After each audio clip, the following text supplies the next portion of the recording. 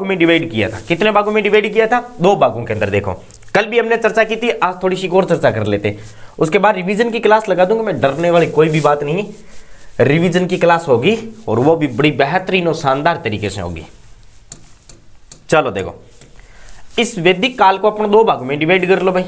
एक तो हो जाएगा अपना वैदिक काल और एक हो जाएगा उत्तर वैदिक काल। उत्तर वैदिक काल।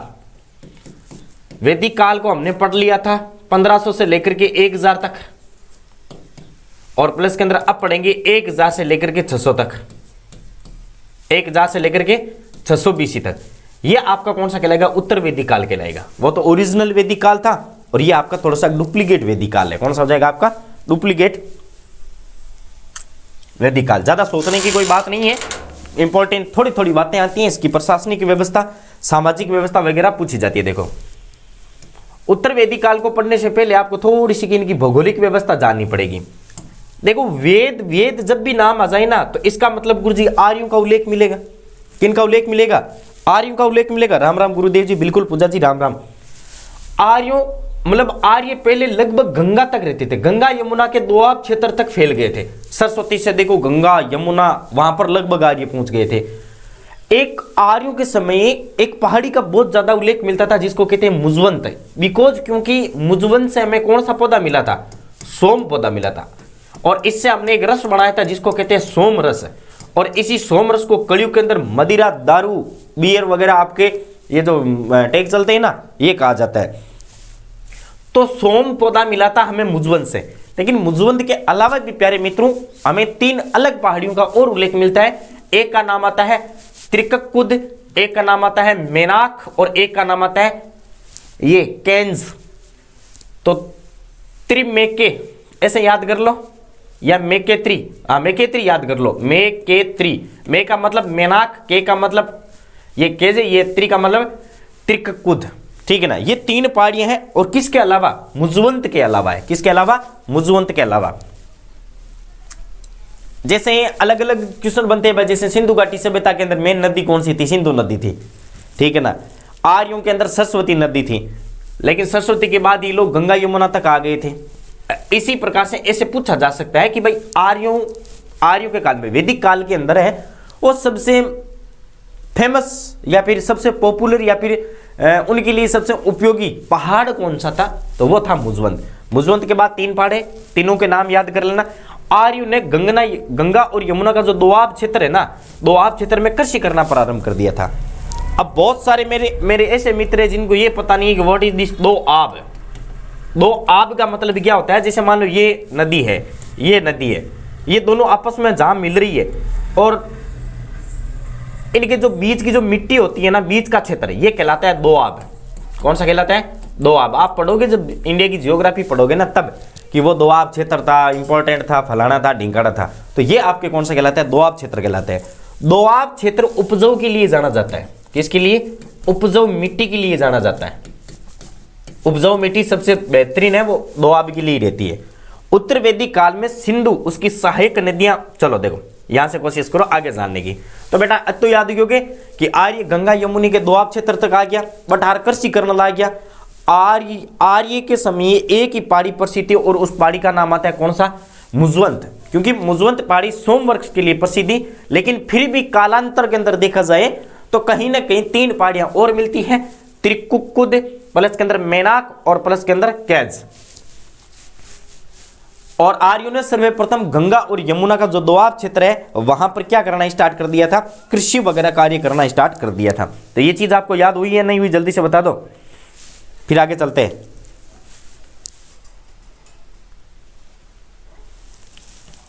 तेरे चेहरे पे अपनी नजर छोड़ जाऊंगा। चले आगे, आ जाओ। देखो उत्तरी वैदिक काल के अंदर सिंधु, उसकी सहायक नदियां, सिंधु एवं उसकी सहायक नदियां जैसे सरस्वती आ गई आपके, ठीक है ना, और अफगानिस्तान की जो नदी हैं उनका भी उल्लेख मिलता है। देखो आपको ज्यादा क्वेश्चन नहीं पूछेगा, एक हल्का सा क्वेश्चन पूछ लेगा, छोटा सा हल्का सा। उत्तर वैदिक काल के अंदर एक तो सिंधु नदी का उल्लेख ध्यान में रख लेना। इस सिंधु नदी का कहीं पर नाम आपको सरस्वती भी मिलेगा। क्या मिलेगा? सरस्वती भी मिलेगा। और सरस्वती का पुराना नाम कौन सा, ये कमेंट करके बता देना आप क्लास खत्म होने के बाद। सरस्वती और उसकी जैसे सहायक नदियां हैं, जैसे सरस्वती की सहायक नदियां सिंधु की सहायक नदी है सरस्वती और अफगानिस्तान, ठीक है ना। अफगानिस्तान की जो भी एक दो इंपॉर्टेंट नदी है उन सब का उल्लेख मिलता है किसमें, वैदिक काल के अंदर। कहां पर मिलता है, उत्तर वैदिक काल के अंदर। देखो एक ब्राह्मण थे सतपथ ब्राह्मण, कौन से ब्राह्मण थे, सतपथ ब्राह्मण के अनुसार राजा विधेद माधव अपने पुरोहित गौतम राहुगुण को लेकर के ये एक क्षेत्र पड़ता है गंडक नदी तक पहुंचा था। देखो जब हम आगे महाजनपद काल पढ़ेंगे ना तब मैं आपको बताऊंगा इस चीज के बारे में, महाजनपद काल के समय क्या चीज है, हाँ सतपथ ब्राह्मण थे, ठीक है ना। सतपथ ब्राह्मण के अनुसार एक राजा थे जिसका नाम आता है विधेद माधव। कहा जाता है कि विधेद माधव अपने पुरोहित जानते हो ना, पंडित जी को लेकर के पंडित जी थे जिनका नाम आता है गौतम राहुगुण को लेकर के ये लगभग ये शादीनीरा गंडक नदी तक पहुंच चुके थे। बाकी यहां से आगे नहीं आ पाए थे। एक उल्लेख मिलता है कहीं ना कहीं, रटने योग्य बातें हैं, ज्यादा चीजें आपको यहां पर कोई विशेष फैक्ट तो है नहीं। तो ये इनकी भौगोलिक स्थिति। अब भौगोलिक स्थिति के अंदर आपका जो सबसे बड़ा शानदार उल्लेख क्वेश्चन बन सकता है वो एक ही क्वेश्चन बनेगा कि कौन से दोआब क्षेत्र के अंदर ये कृषि किया करते थे, कौन सी नदियों का उल्लेख है, सिंधु नदी का उल्लेख है, सरस्वती है, और अफगानिस्तान की जितनी भी नदियां उनका भी उल्लेख है। सिंधु नदी की जो सहायक नदियां सरस्वती हो गई और अफगानिस्तान हो गई। नंबर 2 गंगा और यमुना के दोआब पर ये कृषि किया करते थे, ये भी चीज आपको ध्यान में रखनी नहीं है। नंबर 3 कौन सा है, एक मुजवंत पर्वत के अलावा भी क्या चीज, तो धीरे क्या बोले यार, लुगी थोड़ी हूं, मर्द दूं जात को, ये चीजें थोड़ी सी ध्यान में रख लेना। अब आज राजनीतिक स्थिति के बारे में जानते हैं। देखो आपने सुना होगा कि फलाना सम्राट, फलाना वो, ढिंगाड़ा वो, पूंछाड़ा वो, ये जो सम्राट वगैरह की, विराट वगैरह की ये जो उपाधियां है ना, ये उपाधियां यहीं से प्रारंभ हुई थी। कैसे हुई थी देखो, समझने की कोशिश करो। देखो राजनीतिक स्थिति की यदि बात करते हैं तो राजा का पद महत्वपूर्ण था, सब जगह आता है। जैसे अभी हमारे प्रधानमंत्री का पद महत्वपूर्ण है, वैसे पहले राजा का पद महत्वपूर्ण था। उसके बाद गरिमाई होते थे और वंशानुगत होते थे, ये थोड़ा सा ध्यान में रख लेना। गरिमाई का अर्थ क्या पता है, अब जैसे मान लो कुछ ऐसे राजा है मेरी तेरी जिनको खड़ा कर दे, जिनको राजनीति नहीं आती, क्या वो राजा अपना शासन चला पाएंगे? पूरा बंद मत करो यो, क्या वो राजा अपना शासन चला पाएंगे? नहीं चला पाएंगे, ठीक है ना। तो ऐसे गरिमा युक्त जो प्रधान हुआ करते थे वही राजा बना करते थे। वंशानुगत सीधी सी बात है, मैं राजा हूं, मेरी आने वाली औलाद ही राजा बनेगी, मैं दूसरे को थोड़ी बनने दूंगा, अपने भाई वालों को थोड़ी बनने दूंगा। तो ये वंशानुगत भी प्रक्रिया है वो चला करती थी। उसके बाद देखो राजा अब सम्राट, विराट, सवराट, एकराट, भोज, ये प्रमुख उपाधियां धारण करने लगे थे। देखो सम्राट और विराट, सवराट, एकराट और भोज याद करने की कोशिश करो। आज अब देखो वहां पर बात करा कि इंडिया के कौन से क्षेत्र के अंदर कौन सी उपाधियां ली जाती थी। जैसे गुरुजी हम बात करते हैं उत्तर के, अब उत्तर के जितने भी राजा थे जैसे जम्मू कश्मीर वाले, वो सब के सब विराट की उपाधि धारण किया करते थे। किसकी उपाधि धारण किया करते थे? विराट की। अब जो इंडिया का पूर्वी क्षेत्र है, पूर्वी क्षेत्र के लोग सम्राट की उपाधि धारण किया करते थे। किसकी उपाधि? सम्राट की। और जो पश्चिम के लोग हैं वो स्वराट की उपाधि धारण किया करते थे। पूर्व के अंदर सम्राट, पश्चिम के अंदर स्वराट, और जो दक्षिण के लोग हैं वो एकराट, और ये जो मध्य एरिया है, मध्य एरिया के लोग भोज की उपाधि धारण किया करते थे। जैसे राजा भोज, कहीं पर भी आपको मतलब राजा भोज है, ठीक है ना, तो राजा भोज मतलब भोज एक प्रकार की आपके यहां पर उपाधि भी है। भोज एक प्रकार की क्या है? उपाधि है। ये चीज आपको मिलान चिन्ह के संदर्भ में पूछी जाती है, रटने की कोशिश करो जल्दी से। विराट ऊपर, विराट के बाद एकराट, विराट एकराट, विराट ऊपर, एकराट दक्षिण के अंदर, इधर सम्राट और इधर स्वराट और बीच में भोज। कोशिश करो, ये चीजें तो आपको याद हो ही जाएगी। ऊपर विराट, नीचे एकराट, इधर पश्चिम के अंदर स्वराट और इधर के अंदर सम्राट, ठीक है। कालांतर के अंदर दो उपाधियां सबसे ज्यादा चलने लगी थी, एक तो विराट की, एक सम्राट की। अब यदि आपको पूछ ले जाए कि वैदिक काल के समय कौन से दो क्षेत्र थे जिनकी उपाधियां मतलब सबसे ज्यादा चलने लगी थी, तो वो है आपके कौन से? उत्तर और पूर्व की, उत्तर और पूर्व की विराट और सम्राट की उपाधियां सबसे ज्यादा चलने लगी थी। कन्फर्म यो कौन हो जल्दी से बता दे, फिर आगे चलते हैं।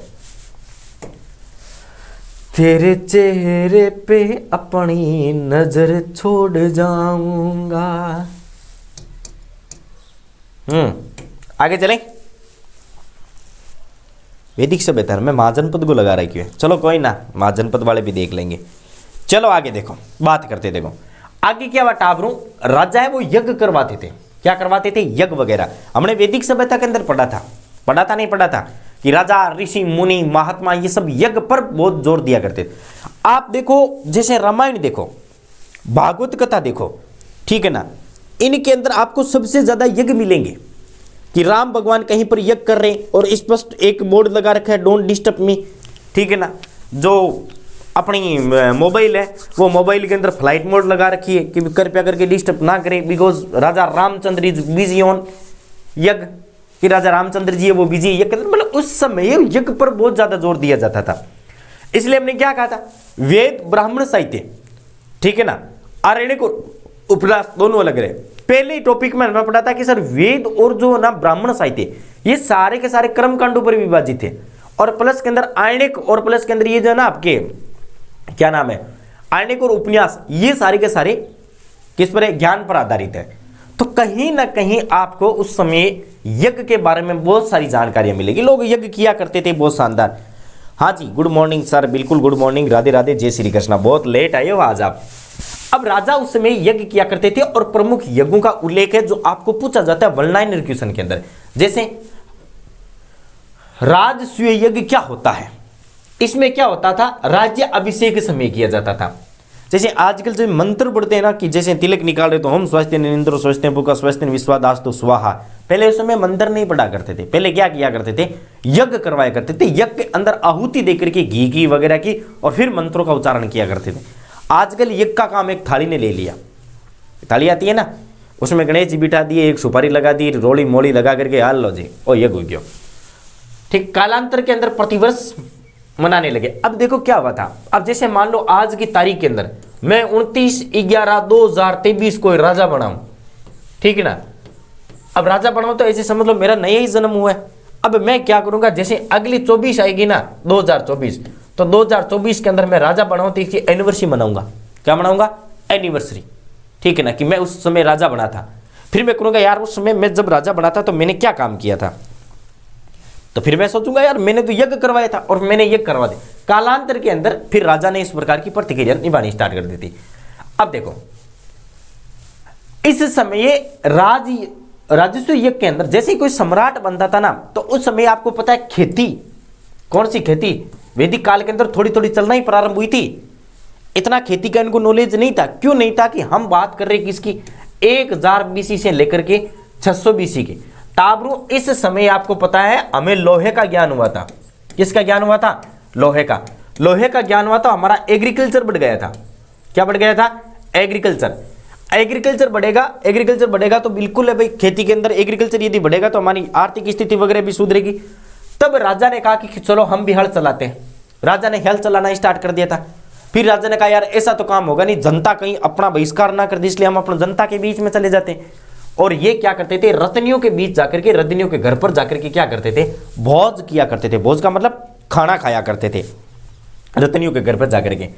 दूसरा है आपका अश्वमेघ यज्ञ। कौन सा है? अश्वमेघ यज्ञ। ये साम्राज्यवादी यज्ञ था। साम्राज्यवादी का अर्थ क्या होता है? अपनी सीमा को बढ़ाना, अपनी सीमा को बढ़ाना। कैसे गुरुजी? किसी की वाइफ का नाम था सीमा, मैंने कि एक दिन पढ़ा रहा था। गुड मॉर्निंग सर जी, बावना जी, बिल्कुल गुड मॉर्निंग, राधे राधे। मैं ऐसे ही क्लास ले रहा था तो एक दिन पढ़ा रहा था मैं साम्राज्यवादी की नीति, इसके लॉर्ड डलहौजी की साम्राज्यवादी नीति पढ़ा रहा था। उसमें मेरी लड़की ने पूछा कि सर ये क्या होती है, तो मैंने उसको समझाया कि बिल्कुल बेटा, साम्राज्यवादी का अर्थ होता है अपनी सीमा को बढ़ाना, अपनी सीमा को मोटा करना, अपनी सीमा के अंदर प्रगति करना। उसने कहा कि सर अपनी घरवाली का नाम सीमा है, तो क्या मैं उसको ढंग का आटा दूं या फिर थोड़ा बहुत बाहर घुमाऊं, वो तगड़ी ताड़ी मोटी हो जाए तो क्या मैं भी साम्राज्यवादी पति कहलाऊंगा? मैंने कहा भाई ऐसी बातें नहीं है, ये साम्राज्यवादी अपने राज्य क्षेत्र को बढ़ाना। तो राज्य क्षेत्र को बढ़ाने के लिए अश्वमेघ किया करते थे। शायद आपको पता होना चाहिए कि बहुत सारा आपने सुना होगा अश्वमेघ क्या होता है। श्री राम ने किया था बताए, और लव कुश ने वो घोड़ा पकड़ा था। अभी हम चर्चा करेंगे। देखो ये साम्राज्यवादी यज्ञ होता था, समय अवधि ओनली फॉर 3 दिन की रहा करती थी। होता क्या था, जैसे कोई ए राज्य का राजा है, ए राज्य का राजा है, ठीक है ना, उसके आसपास बहुत सारे राज्य। अब ये मेरी तरह ताकतवर है, एकदम ताकतवर, सोले बॉडी बॉडी एकदम शानदार खतरनाक बना रखी है, ठीक है नहीं, ये ताकतवर है। अब ये क्या करेगा, एक घोड़ा निकालेगा और घोड़े के ऊपर अपना फ्लैग लगाएगा, यानी अपना झंडा लगाएगा अपने राज्य का और निकाल देगा, ठीक है ना, कि ये जहां जहां तक 3 दिन के अंदर फिरेगा वो सारा का सारा क्षेत्र मेरा होगा, और यदि किसी ने बीच में रोक लिया तो उसको युद्ध करना पड़ेगा। ऐसी होती थी साम्राज्यवादी नीति। अब ऐसा कौन करते थे, ठीक है ना, कि आपकी तरह जो कमजोर थे क्या वो किया करते थे। अरे कमजोर आदमी कैसे कर लेगा अश्वमेध यज्ञ, वो किया करते थे कौन, ताकतवर राजा। अभी हम आगे पढ़ेंगे धनानंद को, तब मैं बताऊंगा, उसने भी अश्वमेध यज्ञ करवाया था। ताकतवर राजा करते थे भाई, अपनी औकात कब दिखाते हैं, जब बाजू में दम हो। अब खुद में वजन नहीं है 35 किलो, अगर वो अंडरटेकर से लड़ने जाए, खली से लड़ने जाए, तो क्या वो जीत पाएगा, नहीं जीत पाएगा। अब खली किसको चुनौती दे दे तो सबको पता है कि हाँ सर खली तो जीत पाएगा, जीत पाएगा। तो ऐसे अश्वमेध हुआ करते थे, और बीच में यदि किसी घोड़े ने किसी राजा ने रोक लिया तो उस राजा के साथ उसका युद्ध हुआ करता था। तो ये था आपका अश्वमेध यज्ञ। आगे आ जाओ, तो दोनों यज्ञ हो गया, राजसी युग राजा बनने के समय, अश्वमेध यज्ञ साम्राज्यवादी नीति के अंतर्गत आता है। आगे आ जाओ, नेक्स्ट यज्ञ की बात करते हैं, वो है आपके वाजपेयी यज्ञ, ठीक है ना, वाजपेयी यज्ञ। वाजपेयी, ये बीजेपी वाले नहीं है भाई, ध्यान में रख लेना, कहीं ये मत करना कि सर बीजेपी वाले करते। हाँ चलो आगे, इसमें खेल कूद प्रतियोगिताओं का आयोजन होता था, राजा स्वयं रथ दौड़ में हिस्सा लेता था एवं सदैव जीतता था, ठीक है ना। वो तो सीधी सी बात है भाई, एक राजा यदि मान लो खेल कूद में भाग ले रहा है, प्रतियोगिता में भाग ले रहा है, तो इतनी किसकी औकात कि वो राजा को हरा दे। उसको पता है साला आज हरा दिया ना तो कल कोई ना कोई पता नहीं संविधान की कौन सी धारा लेकर के अपने को बजाने की कोशिश करेगा। तो ये होता था, राजा का मान रखने के लिए लोग पीछे हट जाते थे कि नहीं भाई राजा जी जीतने चाहिए। तो इसमें राजा हमेशा विजय रहता था राजा के पास। अब देखो इस समय की बात कर रहे हैं हम लोग, किस समय की, 1000 BC से लेकर के किसकी बात करें, 600 BC तक। कब की बात करें, 1000 ईसा पूर्वी से लेकर के 600 ईसा पूर्वी तक बात कर रहे हैं। इस समय की स्थिति को पढ़ रहे हैं हम, यानी उत्तर वैदिक काल की।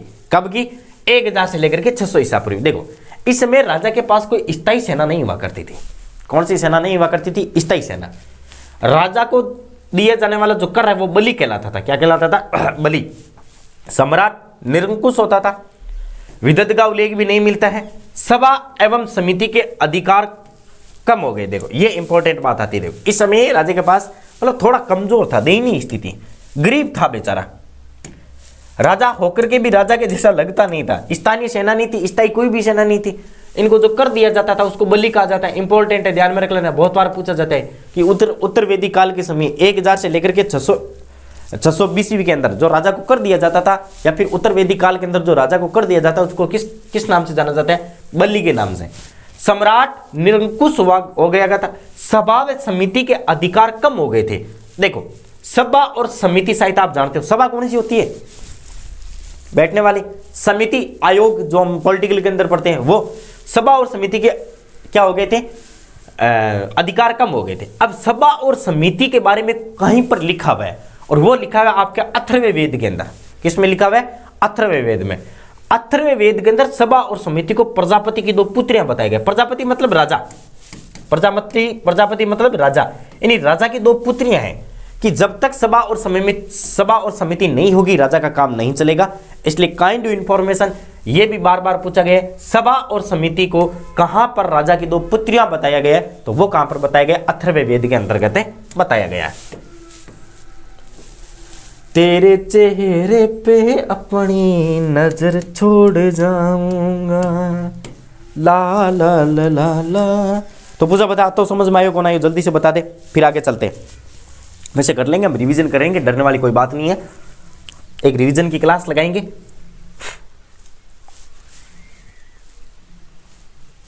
बस महाजन पद पूरे कर ले, और जो अपने थोड़े से है ना, वो क्या बोलते हैं उनको, ये 2-3-4 टॉपिक हो जाए, और 2-3-4 टॉपिक होने के बाद अपना एकदम शानदार तरीके से रिवीजन कर लेंगे। डरने वाली कोई बात नहीं है। समझ में आया नहीं है, पूजा जल्दी से बता दे, फिर आगे चलते। और कौन है क्लास में, पूजा के अलावा मुझे तो कोई दिखाई नहीं दिया।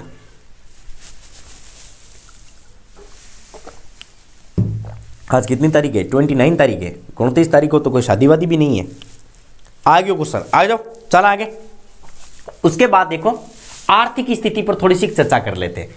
1000 बीसी के आसपास लोहे की खोज हुई थी। मैंने क्या कहा था, देखो हमने सिंधु घाटी सभ्यता पढ़ी थी, उस समय हमने क्या पढ़ा था, लोहे का ज्ञान नहीं था। प्लस के अंदर देखो लोहा, ठीक है ना, मेरी तरह बदनाम जरूर है, लेकिन गुड़िया जी, सर जी बिल्कुल, हाँ जी गुड़िया, राम राम। लोहा मेरी तरह बदनाम बहुत है, लेकिन काम बहुत आता है, ध्यान में रख लेना। बदनाम कैसे गुरु जी, लोहे की इज्जत नहीं है, लोहे की कोई इज्जत नहीं है, लेकिन लोहा सबसे ज्यादा काम आता है। कैसे आता है, देखो 1000 बीसी के आसपास हमें लोहे का ज्ञान प्राप्त हुआ था। अब जब लोहे का ज्ञान प्राप्त हुआ था तो हमारे एग्रीकल्चर के अंदर थोड़ी सी बढ़ोतरी हुई थी। क्यों हुई थी, क्योंकि देखो जैसे मान लो पहले एग्रीकल्चर मतलब खेती, खेती के अंदर हमारी थोड़ी सी कृषि कार्यों के अंदर बढ़ोतरी हो गई थी। देखो कृषि कार्यों की यदि बात करूं तो कैसे बढ़ोतरी हुई थी, बिल्कुल राम राम गुड़िया, जय श्री कृष्णा, राधे राधे। एग्रीकल्चर के अंदर बढ़ोतरी कैसे हुई थी, अब पहले लोहा नहीं था तो हमारे पास ये पावड़े हो गए, ठीक है ना, दंताली हो गई, ये चौसंगी हो गई, कुल्हाड़ी हो गई, ये सब नहीं थी। अब जैसे किसी पेड़ को काटना है तो वो क्या करते थे, या तो लकड़ी से काटते थे, लकड़ी से ना काट करके या पत्थर से काटते थे। अब एक बात बताओ, आप पत्थर से पेड़ काट रहे हो और एक कुल्हाड़ी से पेड़ काट रहे हो, सरल कौन सा हो जाएगा, कुल्हाड़ी का हो जाएगा। तो जैसे ही लोहे का ज्ञान आया, लोगों ने बनाना स्टार्ट कर दिया था, औजार वगैरह बनाने स्टार्ट कर दिए, औजार बनाए। अब जैसे एक कोई खेत में गड्ढा खोदना हो, कैसे खोदोगे, हाथों से, नाखून वो डाकण की तरह पूरे के पूरे खराब हो जाते थे। तो लोगों ने क्या है, क्या बोल रहे हो, आर्ट कल्चर टेस्ट सीरीज रख लो सर इवनिंग में, देखता हूँ मैं, अभी तो क्वेश्चन ही नहीं तैयार हो रहे ना। गुड़िया जी अपना नया सेटअप किया है, टाइपराइटर भी मैं ही हूँ, ऑपरेटर भी मैं ही हूँ, मुझे इतना टाइम ही नहीं मिलता है ना, लेकिन रखेंगे जरूर, टेंशन मत लें, बिल्कुल बहुत जल्द रखेंगे, डोंट वेरी, नो टेंशन। तो इस समय ये खेतों के अंदर औजार बनाने जाने लगे थे, तो औजार बनाएंगे तो एग्रीकल्चर में थोड़ा सा बढ़ावा होगा, लोगों ने औजार बनाने स्टार्ट कर दिए, खेती करनी स्टार्ट कर दी। फिर राजा को पता चला कि यार ये तो नया फंडा है, राजा ने खुद ने खेती करना स्टार्ट कर दी, ठीक है ना। फिर लोगों के पास जमीन नहीं थी, टाइम से पानी वगैरह नहीं था, तो नदियों के किनारों पर काम करना स्टार्ट कर दिया था। दोआब जितर, दो नदियां जहां पर मिलती है उसके बीच का जो क्षेत्र कहलाता है वो कहलाता है दोआब। दोआब जमीन पर लोगों ने कृषि करना स्टार्ट कर दिया। फिर लोगों ने कहा यार ये तो फैंटास्टिक है, इधर तो पानी वानी सब सारी सिस्टम एकदम सिस्टम सारा सेट है और धान वान भी बढ़िया होता है। तो ऐसे करके लोगों ने धीरे धीरे काम करना स्टार्ट कर दिया था। उसके बाद युद्ध हुआ करते थे। अब पहले जितने थे ना 1000 बीसी पूर्व यानी 1000 ईसा पूर्व जितने भी युद्ध हुए थे वो सारे के सारे अनिर्णायक थे। हमने वैदिक सभ्यता पढ़ी थी, कहीं पर युद्ध का जिक्र किया था क्या भाई, इतने कोई भयंकर युद्ध का जिक्र नहीं किया था, कोई एक दो मुश्किल से युद्ध आए थे। सिंधु घाटी सभ्यता पढ़ी थी, कहीं पर युद्ध का वर्णन किया था, नहीं किया था। अब युद्ध का वर्णन करेंगे क्योंकि अब जितने भी युद्ध आएंगे वो लगभग निर्णायक आएंगे 99.99%। जितना लाइव वो गारंटी देती है उतना लोहा गारंटी देने लगे था। कैसे, अब पहले कैसे युद्ध हुआ करते थे, पहले कबीले लड़ा करते थे। जैसे ए कबीला आ गया और इधर बी कबीला आ गया, बी कबीला, ये कबीला माना ए है, ये कबीला माना बी है। इधर से 40 से 50 सैनिक आ गए और इधर से 50-60 सैनिक आ गए। 1000 बीसी से पहले की बात कर रहा हूं, 1000 बीसी से पहले की बात कर रहा हूं। ये 40-50 आते थे, धक्का मुक्की करते थे, दोनों एक दूसरे को पत्थर मारा करते थे, ठीक है ना, दोनों एक दूसरे से पत्थर वगैरह मारा करते थे। 2-4 खत्म हो जाता तो कोई बात कौन, भाग जाता, तो अनिर्णायक कोई युद्ध, घुटना कोई कौन टेकता, भाग जाता, ठीक है ना। फिर जैसे ही लोहा आया, लोहे ने तलवार वगैरह भाले वगैरह बनाने स्टार्ट कर दिए थे। अब यहां जैसे मान लो ये कबीले वाले इस कबीले वालों पर अटैक किया, आते ही कम से कम 30-40 को सूंत दिया। अब 15-20 व्यक्ति बचते थे, मार देते थे भाई, तलवार से तो फटाफट कटेंगे नहीं कटेंगे, मारना स्टार्ट कर दिया था। अब ये बी कबीला क्या करेगा, बी कबीला कहेगा नहीं भाई ऐसे यदि, या तो टाइम से रणभूमि छोड़ करके भाग जाते थे या इनके आगे आकर के घुटने टेक देते थे कि नहीं भैया ऐसे ये वैसे हो गया तो ये साले मार ना लेंगे हमें, तो ठीक है ना। फिर ये क्या करते थे, अपने आप को अंडर अरेस्ट करवा देते थे एक कबीले के पास कि भाई हम हार चुके, हार माननी है, और फिर इतिहास के अंदर निर्णायक युद्ध गिने जाने लगे। तो देखो लोहे ने कितना काम किया था। उसके बाद आ जाओ, अथर्व वेद के अनुसार राजा पृथ्वी ने सर्वप्रथम कृषि की थी, ये ध्यान में रख लेना। एक राजा थे पृथ्वी ने सर्वप्रथम कृषि कार्य करना प्रारंभ किया था। अथर्व वेद में टीडियों का उल्लेख मिलता है, इंपॉर्टेंट बात आती है, IMPORTENT लगा लेना। अभी जो लोग कहते हैं ना कि भाई टीडियां कहां से आई है, चीन से आई है, फलाना सा आई है, ढेंकाड़ा सा आई है, पुंचाड़ा सा आई है, ये सारी की सारी गलत बातें। विश्व के अंदर सबसे पहले यदि टीडी आई थी तो टीडी कहां पर आई थी, अथर्व वेद के समय 1000 ईस्वी के आसपास आ चुकी थी। इसका उल्लेख अथर्ववेद खुद कहता है कि भाई यहां पर टीडी आई थी, किसानों को इन्होंने परेशान किया था, लेकिन किसी ने वीडियो नहीं बनाया, इंस्टाग्राम पर अपलोड नहीं किया, यूट्यूब पर अपलोड नहीं किया, किसी ने फोटो लगा करके स्टेटस नहीं लगाया, तो शायद टीडियों की थोड़ी इज्जत कम हो गई थी। और इस बार जो पीछे 2-3 साल पहले टीडी आई थी, इतनी भयंकर आई थी कि लोगों के पांदरे सूख गई थी, खेतों वालों की। हमें पूछो हालत खेतों वालों को, मूंगफलियां चौपट हो गई थी, पता ही नहीं चला। मैं तो ऐसे समझ लो, मैं था कॉलेज में था उस समय, तो जो मेरे काश्तकार उसने कॉल किया था कि भाई साहब टीडी आ गई है। मैंने कहा चलो ठीक है, मैं खेत आता हूँ। मैं 60 किलोमीटर गांव पहुंचा नहीं, उस समय पहले खेत की पूरी ऊपर से जितनी भी मूंगफली थी वो सारी की सारी तमाम ऐसे हो गई थी जैसे मान लो शियाले के अंदर शीशे आगड़े बड़ा करते ना, वैसे। ए भगवान, ए टीडिया। फिर वो बताने लगे थे कि ये टीडियाँ अभी आई है, पहले ऐसे नहीं हुआ करती थी। फिर मैंने उनको 2 चनपट लगाई, फिर अपना गुरु ज्ञान दिया कि नहीं, अथर्ववेद के अंदर भी इस बात का उल्लेख है कि टीडियाँ पहले भी हुआ करती थी। आई बात समझ में? हाँ सर, हमारी तरफ आती है पूजा जी, क्या बात बताई। शतपथ ब्राह्मणों ने कृषि की विधियों का उल्लेख किया। उसके बाद ब्राह्मणों का काम तो आपको पता है ज्ञान देना है। शतपथ ब्राह्मण कोई भी नया सिस्टम आ जाए तो ज्ञान तो देंगे ही देंगे। शतपथ ब्राह्मणों ने कहा कि काइंड यू इन्फॉर्मेशन, हाँ फेमस हो गई थी। तो शतपथ ब्राह्मणों ने कहा था कि भाई देखो, कृषि कैसे करनी है, आप सुबह जाओ तेजाजी महाराज को सिमरो, ठीक है ना, और ये करो और वो करो और बीज ऐसे डालो और इस प्रकार से कृषि करो और ऐसे सुहागा लगाओ, मतलब इस प्रकार की बातें किया करते थे। कौन? ये आपके शतपथ ब्राह्मण। शतपथ ब्राह्मण की काटक संहिता में ऐसे हल का उल्लेख मिलता है जिसमें 24 बैल एक हल को खींचते। देखो पहले क्या हुआ करता था, जैसे जमीन थी भाई, आप एक जमीन को लगभग 20-25 साल उस पर कुछ कृषि कार्य मत करो, वो ठोस बन जाएगी। क्या बन जाएगी? ठोस। तो उस समय उस जमीन को पोला करने के लिए, नहीं मुलायम करने के लिए एक बहुत बड़ा हल बनाया गया था। और शतपथ ब्राह्मणों का एक ग्रंथ आता है जिसका नाम आता है काटक संहिता। काटक संहिता के अंदर इस बात का उल्लेख है कि ये एक ऐसा हल था जिसको 24 बैल मिलकर के खींचते थे। कितने बैल मिलकर के? 24 बैल। भागने का उपाय सर पूछ लो तो, काई के वह पूजा जी, भागने का उपाय सर से पूछ लो। टीडियाँ हो गई फेमस।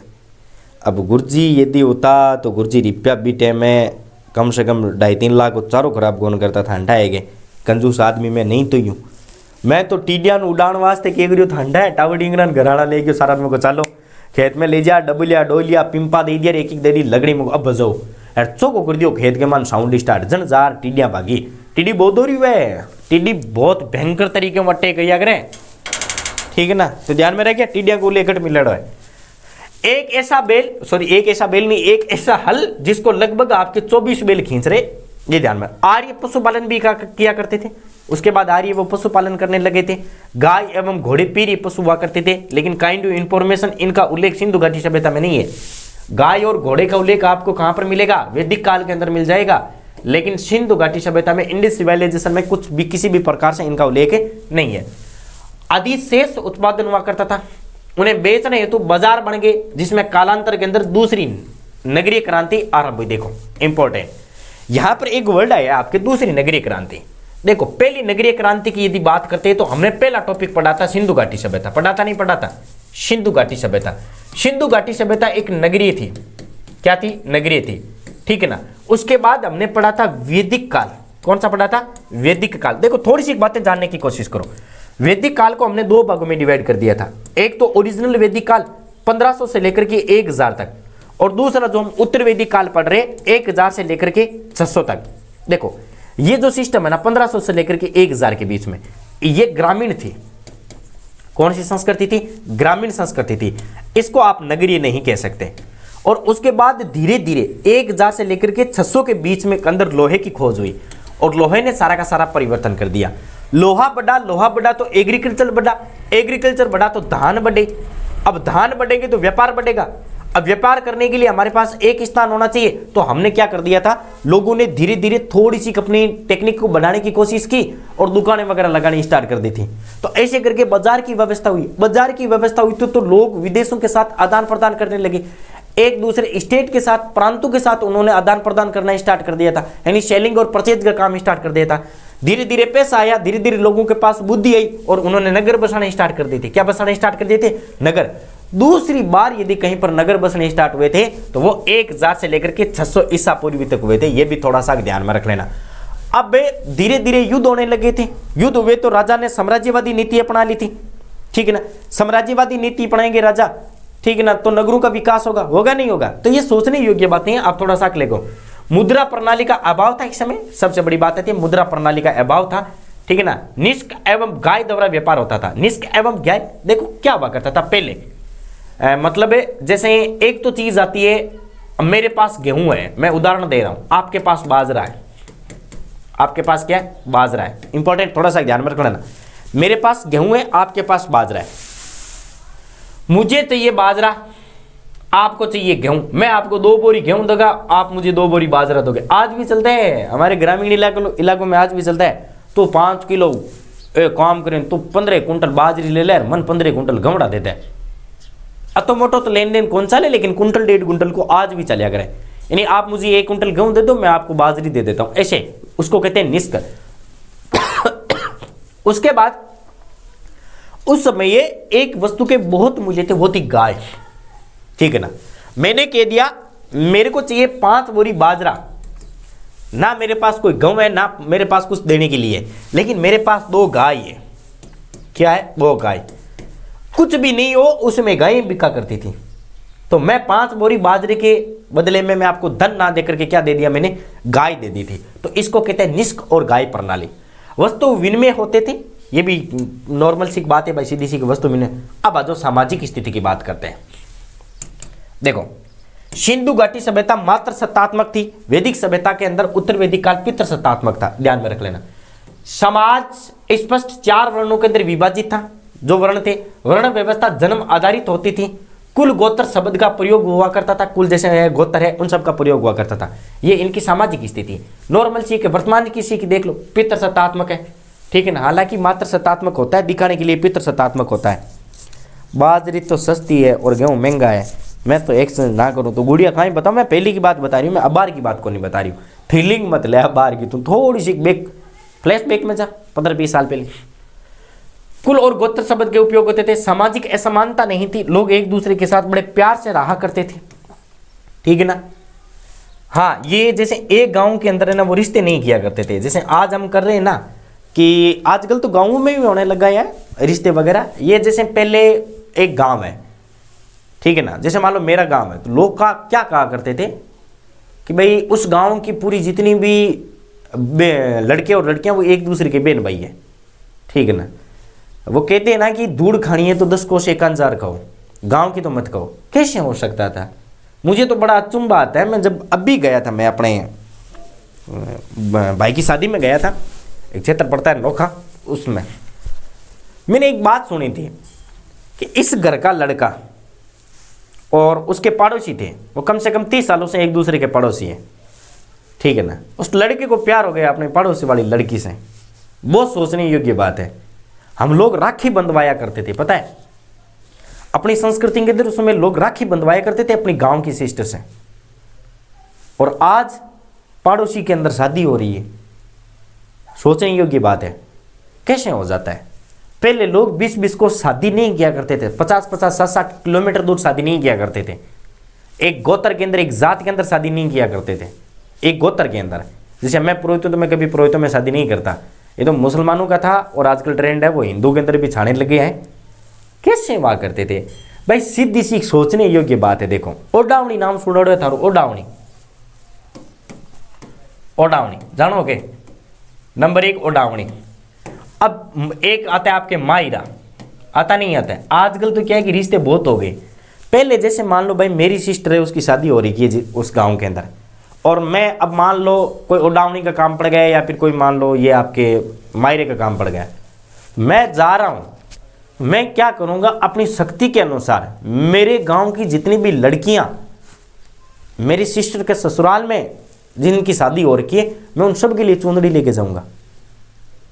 ऐसी प्रथाएं पहले थी। और आजकल चुंदड़ी को नहीं, गले के मान मंगलसूत्र बांध ले राजा व पड़ोसिया ने भी। भगवान जाने भाई, हे प्रभु, हे जगन्नाथ, ये क्या हो रहा है ना। आगे चलो।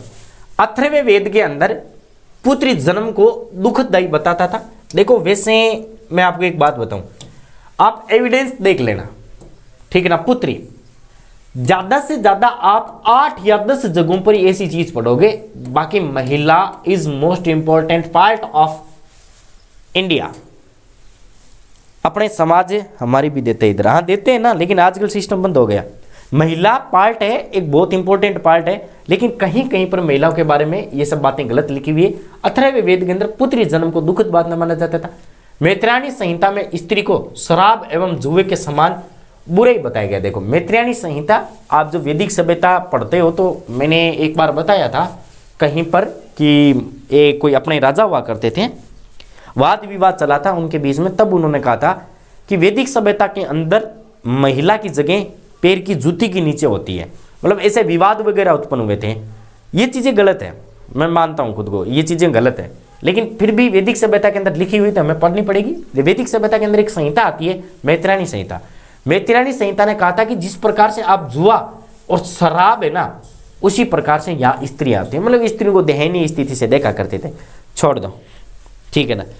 ये सब चीज़ें मतलब बेकार हुआ करती थी। लेकिन आजकल की महिलाएं बहुत डेंजर होती है भाई साहब। आजकल की महिलाओं को आप भाव ना दो, भाव ले ले वो अपने आप ही। घरेलू दासियों का प्रयोग होता था, ध्यान में रख लेना। मतलब घरों के अंदर जो दासियां वगैरह हुआ करती थी उनके अंदर इनका प्रयोग हुआ करता था। इंपॉर्टेंट फैक्ट है, ये चीज़ भी आप थोड़ी सी ध्यान में रख लेना, ठीक है। तो दयनीय स्थिति कहाँ पर बताई गई है? तो दयनीय स्थिति आपके बताई गई है अथर्ववेद के अंदर बेटा जी। आगे चलें, आज बाकी सारे कहाँ गए? सर्दी वगैरह ज़्यादा पड़ रही है या फिर आए नहीं? नेक्स्ट बात करते हैं। और बहुत जल्द आपके आर्ट और कल्चर का एक बहुत बड़ा राती जोगा लगने वाला है, 5-6 घंटों का, पूरी नाइट के अंदर राती जोगा लगाएंगे। हाँ madam, good morning. Good morning, मैं थोड़ा सा क्लास में हूँ। आई क्लास में हूँ, लाइव क्लास में हूँ मैं। ठीक है, ओके। हे भगवान, मैं सुबह से याद कर रहा था, तेरे चेहरे पे अपनी नज़र छोड़ जाऊंगा, यार कॉल ही आ गया। भगवान बचाए, है ना। कॉल उठाना भी पड़ता है, उपाय नहीं है। आप हमारी परिस्थिति को समझते नहीं हो, आप सिर्फ कमेंट कर सकते हो कि सर इंडियन हिस्ट्री नहीं आती है। तो इंडियन हिस्ट्री सीखो ना बेटा, इंडियन हिस्ट्री मोस्ट पार्ट है। आप कोई सा भी देख लो, एसआई का एग्जाम आ रहा है, एसआई का है, इंडियन हिस्ट्री तो आएगी आएगी। के डिस्टर्ब करना ला जब, चलो आगे चलो। धार्मिक स्थिति की बात करते हैं तो एकादवाद के अंदर ये थोड़ा सा के अपने आप में विश्वास रखते थे। प्राकृतिक बहुदेववाद थे, मतलब प्रकृति के जैसे मान लो पेड़ वगैरह पूज रहे हैं, ये सब किया करते थे। बहुदेववाद थे। एकादिवाद व निगुण भक्ति अपनाया करते थे। आर्य यज्ञ अनुष्ठान करते थे, ये चीज हमने पढ़ ली। जहां यज्ञ नाम आ जाए वहां पर आर्य जोड़ देना। यज्ञ अनुष्ठान जटिल हो गए थे, मतलब बहुत ज्यादा जटिल हो गए थे। शूद्रों को यज्ञ का अधिकार नहीं था। जैसे हम जब वर्ण व्यवस्था पढ़ेंगे तब पढ़ेंगे शूद्रों को यज्ञ का कोई अधिकार नहीं दिया करते थे। शूद्रों को अपने संस्कार का अधिकार भी नहीं था, उपनयन संस्कार का भी अधिकार नहीं था।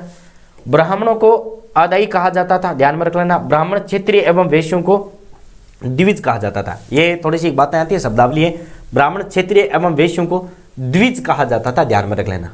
ब्राह्मण, विष्णु, महेश, ब्रह्मा, विष्णु, महेश इनके प्रमुख देवता। ये चीज देखो यहां पर थोड़ा सा ध्यान में रख लेना। जैसे हमने सिंधु घाटी, देखो जहां मुझे लगेगा कि यहां आपको बहुत बातें समझानी है वहां मैं अपने आप समझा दूंगा, ठीक है। अब यहां चीज देखो, सिंधु घाटी सभ्यता के अंदर पशुपति महाराज की पूजा की जाती थी। किसकी? पशुपति महाराज की। इंपॉर्टेंट, ये भी पूछा गया कि सिंधु घाटी सभ्यता में किसकी पूजा की जाती थी? पशुपति महाराज की। लोग अपने लिंग की पूजा किया करते थे। स्त्री और पुरुष के जो लिंग हुआ करते हैं, प्राइवेट पार्ट्स, उनकी भी पूजा किया करते थे, ठीक है ना। हालांकि मूर्तियां बहुत मिली सिंधु घाटी सभ्यता से, मूर्तियां बहुत मिली है, लेकिन कहीं पर भी आपको मंदिर नहीं मिलेंगे। देखो मैं जो फैक्ट पढ़ा रहा हूं ना वो इंपॉर्टेंट है। आप ऐसे मत सोचने कि सर ऐसे बक के जा रहे हैं, ये यहां से क्वेश्चन पूछे जाते हैं। सिंधु घाटी सभ्यता में मूर्तियों के साक्ष्य मिले, लेकिन कहीं पर भी मंदिर के साक्ष्य नहीं मिले। इंपॉर्टेंट, ध्यान में रख लेना। अब देखो सिंधु घाटी सभ्यता से 1-2 हथियार मिला है, लेकिन कहीं पर भी युद्ध का उल्लेख नहीं है ना। हो सकता था ऐसे कोई मेरी तरह शौकीन के अंदर कर ले। ये तो थी सिंधु घाटी सभ्यता की। अब आज आर्यों की बात करते हैं। उस समय ये सिंधु घाटी सभ्यता के लोग ब्रह्मा, विष्णु, महेश को नहीं जाना करते थे, लेकिन आर्य जाना करते थे। आर्य, ब्रह्मा, विष्णु, महेश, ये जो इनके देवता थे, ये इनके प्रमुख देवता हुआ करते थे, ब्रह्मा विष्णु और महेश। साहित्य आपने कभी सुना होगा, महाराज जी के बोले, हाँ महाराज जी के, हाँ करवा दूंगा मैं जी के, टेंशन मत ले। यदि गुड़िया तुझे मेरे पे पूरा विश्वास है, ठीक है ना, अनिष्ट अमिट विश्वास है, तो टेंशन मत ले, पूरा जी के मैं ही करवाऊंगा। क्लासें देख लेना, नोट्स देख लेना, स्प्रिंग बोर्ड के नोट्स हैं, मैं कहता हूँ पढ़ना है तब तक पढ़ लो। जिस दिन स्प्रिंग बोर्ड वालों ने स्ट्राइक लगा दी, टाटा बाय बाय, फिर एक भी क्लास नहीं मिलेगी आपकी, ध्यान में रख लेना। ये प्रमुख देवता हुआ करते थे, 5 देव रक्षा करे ब्रह्मा विष्णु महेश। एक लाइन आती है कि 5 देव रक्षा करे ब्रह्मा विष्णु और महेश। अब मुझे ये बात समझ में नहीं आती है, 5 देव आप बोल रहे हो, ब्रह्मा विष्णु और महेश, 2 देवता कौन से? मैंने बहुत बार पूछा है, लेकिन फिर भी मैं खुद भी जब जागरण वगैरह देता हूं तो मैं यही बोलता हूं कि 5 देव रक्षा करे ब्रह्मा विष्णु और महेश। तो ब्रह्मा विष्णु और महेश का उल्लेख वैदिक सभ्यता के अंदर भी किया गया था। ब्रह्मा को सृष्टिकर्ता यानी सृष्टि की रचयिता बताया गया, विष्णु को पालनहार बताया गया और शिव को संहारक बताया गया। देखो तीनों की पूजा अलग अलग रूप से हुआ करती थी। मतलब जन्म आप पढ़ोगे तो भाई पृथ्वी पर पहला व्यक्ति कैसे आया था, किस प्रकार से आया था, कौन था, तब आपको कहीं ना कहीं ब्रह्मा जी का नाम आएगा। किसका नाम आएगा? ब्रह्मा जी का। यानी सृष्टि के रचयिता हमारे कौन से? ब्रह्मा जी है। आगे आ जाओ। विष्णु को पालनहार, अब सर आ तो गया लेकिन वो खाएगा क्या, पिएगा क्या, कैसे है वो अपनी जिंदगी बिताएगा, उसको कहा जाता है पालनहार। और बाकी जो व्यवहारिक गान है वो हमारे शिवजी महाराज ने दे ही रखा था। तो ब्रह्मा विष्णु और महेश, ठीक है ना, ये शिव महेश कन्वर्ट हो गया आपके शिव के अंदर। पुष्पन यानी शूद्र के देवता थे, इनके देवता अलग थे, शूद्रों को इतना ज्ञान नहीं दिया करते थे, उनको थोड़ा नीचे रखा करते थे, ठीक है ना। तो शूद्रों के देवता कौन से थे? पुष्पन थे। ये चारों के चारों 500 बातें पूछी गई है, ध्यान में रख लेना, ठीक है। आगे चलें। ब्रह्मा विष्णु महेश, ब्रह्मा उत्पत्ति सृष्टि के रचयिता, विष्णु पालनहार है और शिव बाकी सारी कैटेगरी शिव संभाल रहे हैं। आगे आ जाओ। ये लो जी, अब आपके उत्तर वैदिक काल हो गया पूरा और बहुत ही शानदार और रोमांटिक टॉपिक स्टार्ट हो रहा है अब आपके, और वो कौन सा है? महाजनपद, ठीक है। क्या आगे क्या कर ले? 30 मिनट की क्लास नहीं हुई, कल पढ़ाएंगे।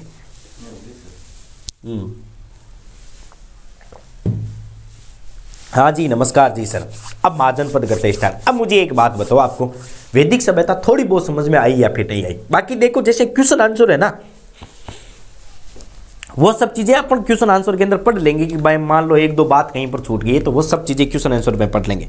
डोंट वेरी, नो टेंशन, ठीक है ना। मैंने जब भी सिलेबस करवाया है बड़ी ईमानदारी से निष्ठापूर्वक सिलेबस करवाया है। हाँ यूट्यूब पे तो मैंने बहुत कम करवा रखा है क्योंकि यूट्यूब पे कोचिंग वाले पढ़ाने नहीं देते पूरा। रीजन यही होता है, कोचिंग वाले सिलेबस भेजते हैं और यही चीजें आपको ऐप के अंदर मिलेगी, ध्यान में रख लेना आप। हाँ थोड़ी सी चीजें जैसे मान लो भाई कंपटीशन के आधार पर थोड़ी बड़ी बहुत मिल सकती है। मैंने जो IAS के अंदर सिलेबस रिकॉर्डिंग करके दिया था उसमें लगभग मैंने बहुत शानदार तरीके से पढ़ा रखी है। उसमें लगभग आपके 400 घंटों के अंदर मैंने हिस्ट्री करवाई थी, तो वो पार्ट था एक हिस्ट्री, आधुनिक मैंने कम से कम 400 घंटों में करवाई थी, वो एक अलग चीज़ आती है। लेकिन अब आ जाओ आप, अब पढ़ते महाजनपद काल। समझ में आ गया तो आगे चलते आ जाओ। महाजनपद काल देखो हमने क्या कहा था। अब इंपॉर्टेंट बातें मैं आपको बताऊं, थोड़ी सी आप समझने की कोशिश करो। देखो आ जाओ, हमने सबसे पहले टॉपिक पढ़ा था इंडिस सिविलाइजेशन, सिंधु घाटी सभ्यता। उसके बाद वाह थैंक यू, इस लड़के की शादी करनी है भाई। उसके बाद हमने पढ़ी थी वैदिक सभ्यता। कौन सी पढ़ी थी? वैदिक सभ्यता। अब मैं आपको बताऊं महाजनपद का उदय कैसे हुआ था। इस चीज पर आप थोड़ा सा फोकस कर लो, अपने आप याद हो जाएगा। वैदिक सभ्यता को हमने 2 भागों में डिवाइड कर दिया था। कितने भागों में? 2 भागों के अंदर, ठीक है। इधर आ जाओ, यहां पर तो हमने पढ़ा था 1500 से लेकर के 1500 BC से लेकर के हमने पढ़ा था 1000 BC तक, ठीक है, ध्यान में रख लेना। और इधर हमने पढ़ा था 1000 BC से लेकर के 600 BC तक। कहां तक? 600 BC तक। बस क्या ध्यान रखोगे पता है? हमें यही करना है कि सर सिंधु घाटी सभ्यता, कौन सी? सिंधु घाटी सभ्यता। सिंधु घाटी सभ्यता से लेकर के ये जो आपके 600 BC है, इनके टाइम पीरियड के अंदर महाजनपद का उदय कैसे हुआ? महाजनपद, एक शब्द आया जनपद। जनपद शब्द का अर्थ होता है प्रांत, मतलब राज्य। जैसे वर्तमान के अंदर हम लोग राज्य बोलते हैं ना, वैसे ही राज्य। 600 ईसा पूर्व के आसपास इंडिया के अंदर 16 महाजनपद विकसित हो गए थे। कितने हो गए थे? 16 महाजनपद बड़े विकसित हो गए थे। ये 16 महाजनपद विकसित कैसे हुए थे? अभी क्लास को शेयर कर दो, बिल्कुल सभी क्लास को शेयर कर दो।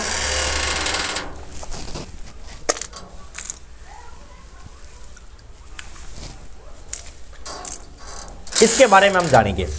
और महाजनपद के बाद जो हमारा टॉपिक रहेगा वो रहेगा धर्म, आपके जैसे बौद्ध धर्म है, जैन धर्म है, इस पर हम चर्चा करेंगे, थोड़ी सी चर्चा करेंगे। देखो सिंधु घाटी सभ्यता आपने पढ़ ली, कहीं पर भी मतलब इतने बड़े कोई साक्षी वगैरह थे, ये एक अलग पार्ट है, छोड़ दो इसको। देखो 1500 से लेकर के 1000 BC तक पढ़ोगे ना, तब आपको ओनली फॉर ज्ञान की बातें मिलेगी। किसकी बातें मिलेगी? ज्ञान की कर्म कांडों की बातें मिलेगी। आप एक रोटी कुत्ते को दो, भगवान आपको 10 रोटी देगा, आप किसी की भलाई करो, फलान करो, ढिंकड़ करो, ये बातें मिलेगी आपको। लेकिन वहीं पर यदि आप इस जनपद को यहां पर पढ़ते हो उत्तर वैदिक काल को, किसको पढ़ते हो? उत्तर वैदिक काल 1000 से लेकर के 1600 के बीच में, यहां पर हम लोगों ने खेती के बारे में पढ़ा है? पढ़ा नहीं पढ़ा है? हमने औजारों के बारे में पढ़ा है। औजार जानते हो ना? औजारों के बारे में पढ़ा है। हमने कबीलों के बारे में पढ़ा था कि सर कबीलों में युद्ध हुआ करते थे, नहीं हुआ करते थे। ये सिस्टम धीरे धीरे बढ़ने लगा था, प्लस पॉइंट होने लगे था। अब कबीले किस में कन्वर्ट हो गए? कबीले राज्य में कन्वर्ट हो गए, राज्य मतलब जनपद में कन्वर्ट हो गए थे। अब ये जो कबीलों के मुखिया थे, ये धीरे धीरे अपनी शक्ति को बढ़ाने लगे और राजा बन गए थे। क्या बनने स्टार्ट हो गए थे? राजा। ऐसे करके धीरे धीरे इंडिया के अंदर है वो महाजनपद स्थापित होने लगे ये थे। ये चीज आपको समझ में आई नहीं आई? जल्दी से कमेंट करके बता दो, फिर आगे चलते हैं।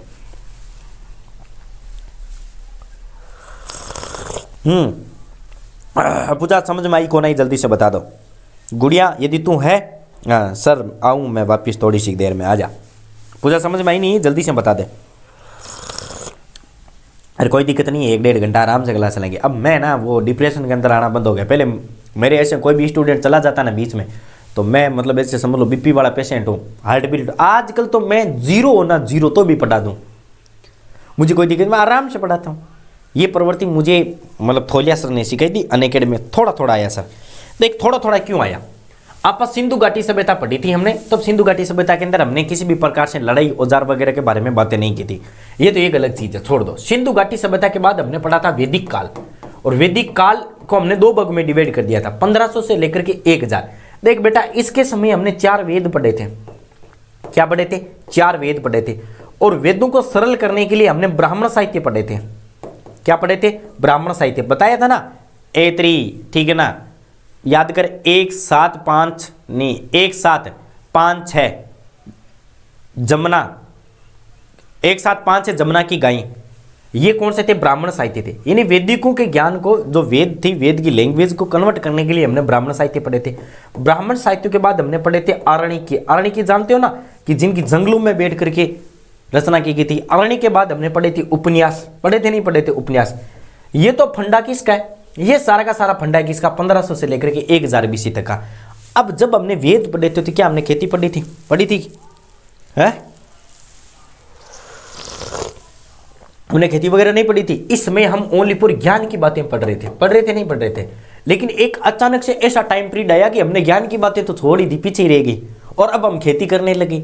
अब हम कबीलों से लड़ाई करने लगे थे। अब हम एक समाज की व्यवस्था करने लगे थे। हम एक नगर बनाने लगे थे। ये जो टाइम पीरियड है ये नगरीकरण का आता है। किसका आता है? नगरीकरण का। नगरीकरण कब बसेगा भाई? गांव कब बसेगा? जब जनता एक साथ रहेगी। भाई गांव का विकास कब होगा? जब जनता एक साथ रहेगी।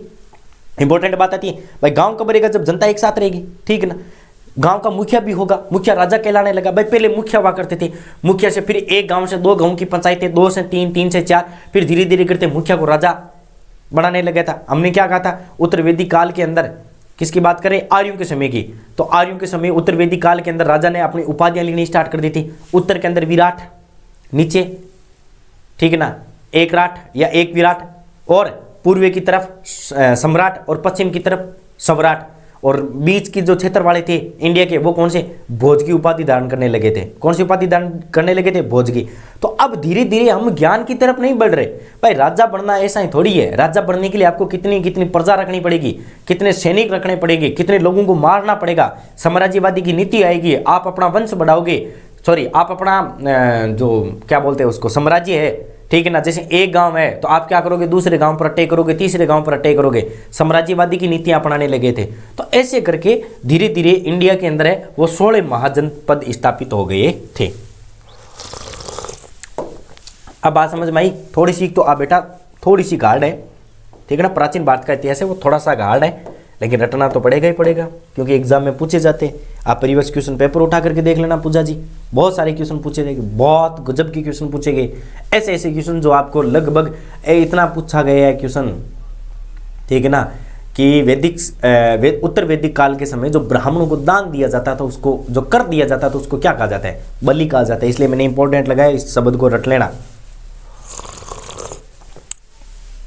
आ जाओ अब चला आगे। महाजनपद, देखो महाजनपद काल को पढ़ने के लिए हमें 5 बातें ध्यान में रखनी पड़ेगी। यानी जो महाजनपद काल है, 16 महाजनपद, ठीक है ना। 16 महाजनपद जब तक हम पढ़ेंगे तब तक हम 5 टॉपिकों पर चर्चा करेंगे। कैसे? नंबर 1, पहले तो 16 महाजनपद कौन थे, इनकी जानकारी हमें प्राप्त होनी चाहिए। जानकारी और प्लस के अंदर जानकारी, यहां इतना नहीं है 16 महाजनपद के राजा कौन थे, 16 महाजनपद वगैरह वगैरह नहीं। एक तो इनकी पूछी जाती है स्थिति, ठीक है, और एक उनकी पूछी जाती है राजधानियां। कौन सी पूछी जाती है? राजधानियां। अब सबसे बड़ी बात आती है, कोई मेरी तरह जिनको हिस्ट्री नहीं आती है उन स्टूडेंटों के दिमाग में एक ही बात चलती है कि सर अपने तो इंडिया की अभी वर्तमान की याद नहीं हो रही राजधानियां, ठीक है ना, कैसे याद करें। जैसे राजस्थान की राजधानी जयपुर है, ठीक है ना, अपन को तो यही पता है। अब 16 महाजनपद की कैसे याद करोगे? 16 में से लगभग मैं कहता हूं गारंटी 10+ तो आपको याद है। कितनी याद है? 10+ राजधानी याद है। 6 राजधानी बेटा जी रट लेना, बेड़ा पार हो जाएगा। ये क्वेश्चन पूछा जाता है मिलान चिन्ह में। किसमें पूछा जाता है? मिलान चिन्ह के अंदर। अभी आप सीईटी का पेपर पढ़ोगे तो सीईटी के पेपर में पूछा गया था विराटनगर किसकी राजधानी थी, बोलो क्या करोगे? ऐसे क्वेश्चन पूछे जाते हैं इन महाजनपद में से। या फिर पूछा जाएगा इसमें से निम्न में से कौन सा महाजनपद सबसे ताकतवर था, ठीक है ना, किस महाजनपद पर किस राजा का अधिकार था। पूरे महाजनपदों पर राजा नहीं पूछे जाएंगे, जो 2, 3, 4, 5 ताकतवर थे ना, जो हम बार बार पढ़ेंगे आपको याद हो जाएगा। तो इसलिए अब एक दिमाग से निकाल लेना कि सर याद नहीं होंगे। आज क्लास का टाइम 2 घंटे कर दे क्या, कंटिन्यू ले ले 12 बजे तक, उसके बाद 3 बजे से लेकर के 3 बजे होगी ना वापस क्लास, 3 बजे से लेकर के वापस कर लेंगे और महाजनपद काल को पूरा कर लेंगे। ऐसे करेंगे तो 10 दिनों में पूरी हिस्ट्री हो जाएगी। और शाम के टाइम भी मैं सोच रहा हूँ क्वेश्चन आंसर ना करवा करके मैं आपको यही करवा दूँ, या फिर आज मैं शाम को राजस्थान के कुछ क्वेश्चन आंसर लेकर के आऊँगा। चलो शाम की बात चले, लेकिन अभी हम 2 घंटा लगभग अभी चर्चा कर लेते, 2 घंटा शाम को करेंगे, 4 घंटे इंडिया हिस्ट्री पढ़ेंगे तो 10 दिनों में इंडिया हिस्ट्री पूरी हो जाएगी। चलो देखो आती हुई 4 घंटा 17 घंटा के मान तो वो जैसी आराम हो जैसे। चलो देखो तो 16 महाजनपद कौन से थे, किस प्रकार से इनकी राजधानी आती है, विस्तृत क्या था, स्थिति क्या थी, उन सब चीजों पर हमें चर्चा करनी पड़ेगी। देखो उसके बाद 16 में से एक ही ऐसा था जो सबसे ज्यादा ताकतवर था, वो था मगध। यानी मगध का उत्थान कैसे हुआ था इस पर चर्चा करेंगे, ठीक है। उसके बाद धार्मिक क्रांतियां हुई थी। जैसे धार्मिक क्रांतियों के अंदर आप धर्म पढ़ोगे, आप बौद्ध धर्म पढ़ोगे, ठीक है ना, गौतम बुद्ध को पढ़ोगे, जैन धर्म पढ़ोगे, जैन धर्म के प्रथम तीर्थकार कौन थे, फलाना कौन थे, ये चीजें आपको पढ़नी पड़ेगी। तो 2 टॉपिक और 3 नंबर छोटे मोटे और जैसे हो जाएगी हिंदू धर्म वगैरह, तो 3 टॉपिक तो हमें ये पढ़ने पड़ेंगे। ये टॉपिक आपके महाजनपद में ही आएंगे, ठीक है। उसके बाद फारसी आक्रमण, फारसियों ने किस प्रकार से आक्रमण किया था हम पर, आगे बात। अब देखो धीरे धीरे हम किस पर बढ़ रहे हैं, अपनी याद करो 1191-92 युद्ध के अंदर बढ़ जाएंगे। ग्रीक आक्रमण कौन सा हो जाएगा, मतलब जैसे सिकंदर ने हम पर आक्रमण किया था, सिकंदर के आक्रमण की जानकारी हम ग्रीक आक्रमण के अंदर पढ़ेंगे। तो ये 5 टॉपिक पहले तो आप ना एक अपने रफ रजिस्टर के अंदर नोट कर लो कि हमें ये चीजें पढ़नी है। आजा गुड़िया वापिस आजा, गुड़िया देख बेटा बात है ऐसी, यदि ये तुम सिलेबस खरीदेगी ना, मेरी गारंटी है ऐसा सिलेबस तुझे 10,000 से कम नहीं मिलेगा, ढंग का पढ़ाया हुआ, जिसमें 40-50-70 घंटों की क्लासें हों। गारंटी है मेरी, नहीं मिलेगा, ये मिलेगा तो भी तोड़ तोड़ करके मिलेगा। इसलिए टिकने की कोशिश कर लो। पढ़ाने वाले मेरी तरह ही होते हैं, हाँ ठीक है, कोई गोरा होता है, कोई मेरी तरह काला होता है, वो एक अलग चीज़ है।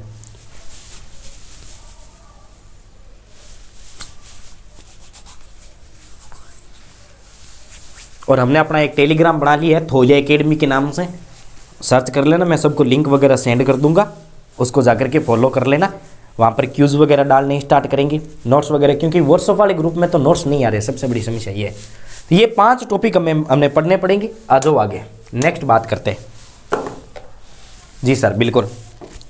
गुड़िया कहीं के वह कि प्रथम तीन का भगवान आदित्य ने 24 में महावीर थे। हाँ थार तो रटेड़ा है बेटी की कार्ड, तेरे जितो IQ पावर यदि मेकन माकन में ना गुड़िया तो मैं लागू RS या फिर IS अधिकारी।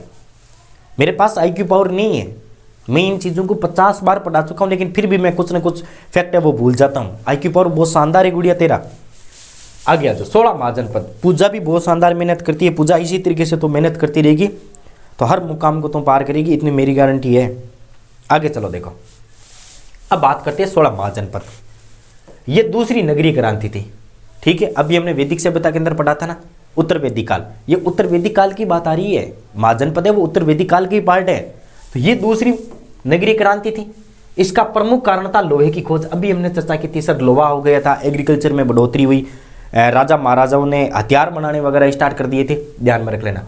16 महाजनपदों का उल्लेख है वो एक के 2-3 प्रमुख साहित्य है, 2-3 साहित्यों में मिलता है। देखो 16 महाजनपदों का जो उल्लेख है ना वो आपके 2-3 साहित्य में मिलेगा, और दोनों 3 साहित्य। एक साहित्य का नाम है अंगुत्तर निकाय। कौन सा है? अंगुत्तर निकाय। रटने की कोशिश करो, अंगुत्तर निकाय। एक साहित्य का नाम है अंगुत्तर निकाय, दूसरे का नाम है खुद्दक निकाय। कौन सा नाम है? खुद्दक निकाय। ठीक है, ये साहित्य है। साहित्य जानते हो ना, बुक्स वगैरह। ठीक है। 3 नंबर रटने की कोशिश करो, भगवती सूत्र। भगवती सूत्र। अब इंपॉर्टेंट बात है, इसको तो रटना पड़ेगा। देखो बेटा एक बात ध्यान में रख लेना, ये जो दोनों साहित्य है ना ये बौद्ध साहित्य है। कौन से साहित्य? बौद्ध साहित्य। आपको स्पष्ट रूप से पूछा जाएगा कि निम्न में से कौन से 2 बौद्ध साहित्य जिसके अंदर 16 महाजनपदों का उल्लेख मिलता है, या फिर आपको ऐसे पूछ लिया जाएगा कि 16 महाजनपदों का उल्लेख कहां पर मिलता है। तब आपको बात याद रखनी है कि बौद्ध साहित्य 2 बौद्ध साहित्य है। कितने बौद्ध साहित्य? 2। एक का नाम आता है अंगुत्तर निकाय, एक का नाम आता है खुद्दक निकाय। ये दोनों के दोनों बौद्ध है, और इसमें आपको 16 महाजनपद की जानकारी मिलेगी। और एक भगवती सूत्र है, और भगवती सूत्र आपका जैन साहित्य है। कौन सा साहित्य? जैन साहित्य। क्योंकि सबसे पहले जब आप धर्म पढ़ोगे ना तभी आपको कैटेगरी से पढ़ना पड़ेगा, बौद्ध धर्म और भगवती सूत्र। बिल्कुल। अनुनिकाय रटने की कोशिश करो। अंगुत्तर निकाय, अंगु निकाय नहीं है, अंगुत्तर है, ध्यान में रख लेना। अंगु निकाय गलत हो जाएगा आपके। अंगुत्तर। अंगुत्तर निकाय, खुद्दक निकाय, भगवती। और वैसे याद करो तो कर लेना अब खुद, ऐसे याद करो तो कर लेना अब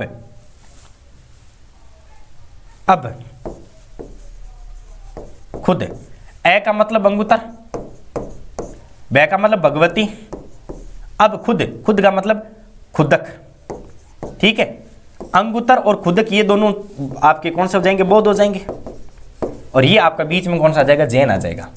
अब खुद से याद करो तो ऐसे भी याद कर सकते हो। अब खुद अंगुत्तर, खे को मतलब खुद्दक, और बे को मतलब भगवती साहित्य। तो ऐसे याद करो तो ऐसे याद कर लेना। चलो आगे। तो बौद्ध धर्म की जो सबसे पहले जानकारी, 16 महाजनपद की जो जानकारी है वो हमें 3 साहित्यों में मिलती है। कितने साहित्यों में मिलती है? तीनों साहित्य, अंगुत्तर निकाय, खुद्दक निकाय और भगवती सूत्र। ठीक है। अंगुत्तक और खुद्दक ये बौद्ध साहित्य है, और भगवती आपके कौन सा हो जाएगी? जैन हो जाएगी। आप पूजा बता, समझ में आई नहीं आई? गुड़िया तुम तो आईडी है, जल्दी से बता पूजा, ये चीज आपको याद हुई नहीं हुई?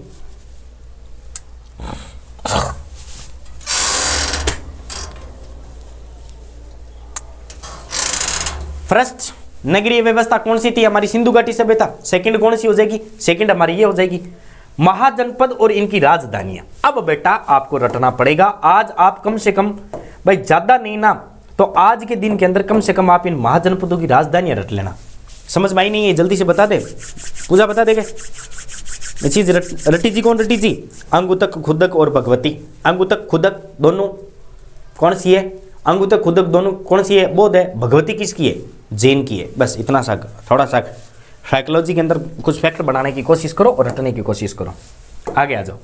अब 16 महाजनपद और 16 महाजनपद की राजधानी, इसमें मैं थोड़ा सा टाइम लगाऊंगा। आपको टाइम लगाने का मेरे पास रीजन है, क्योंकि ये चीजें आपको रटवानी है। क्लास लेने का मतलब यही नहीं है कि सब फटाफट खींच दो और चले जाओ।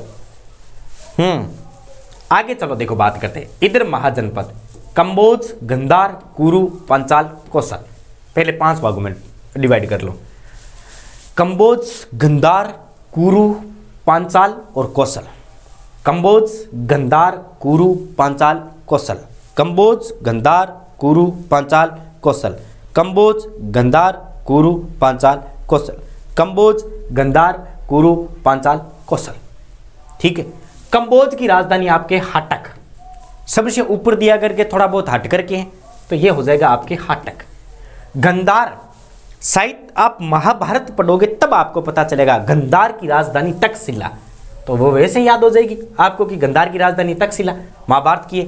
कुरु, कुरुक्षेत्र महाभारत के अंदर, तो कुरु इंद्रप्रस्थ हस्तिनापुर, याद करो इंद्रप्रस्थ और हस्तिनापुर। पांचाल, अहिछत्रपुर, ठीक है ना। पांचाल, पांचाली कौन थी? पांचाली। आप ऐसे समझ लो, आप जब राजस्थान का इतिहास पढ़ते हो तब आपको एक ध्यान में रखना, एक क्षेत्र है नागौर, और नागौर को कहा जाता था अहिछत्रपुर। क्या कहा जाता था? अहिछत्रपुर।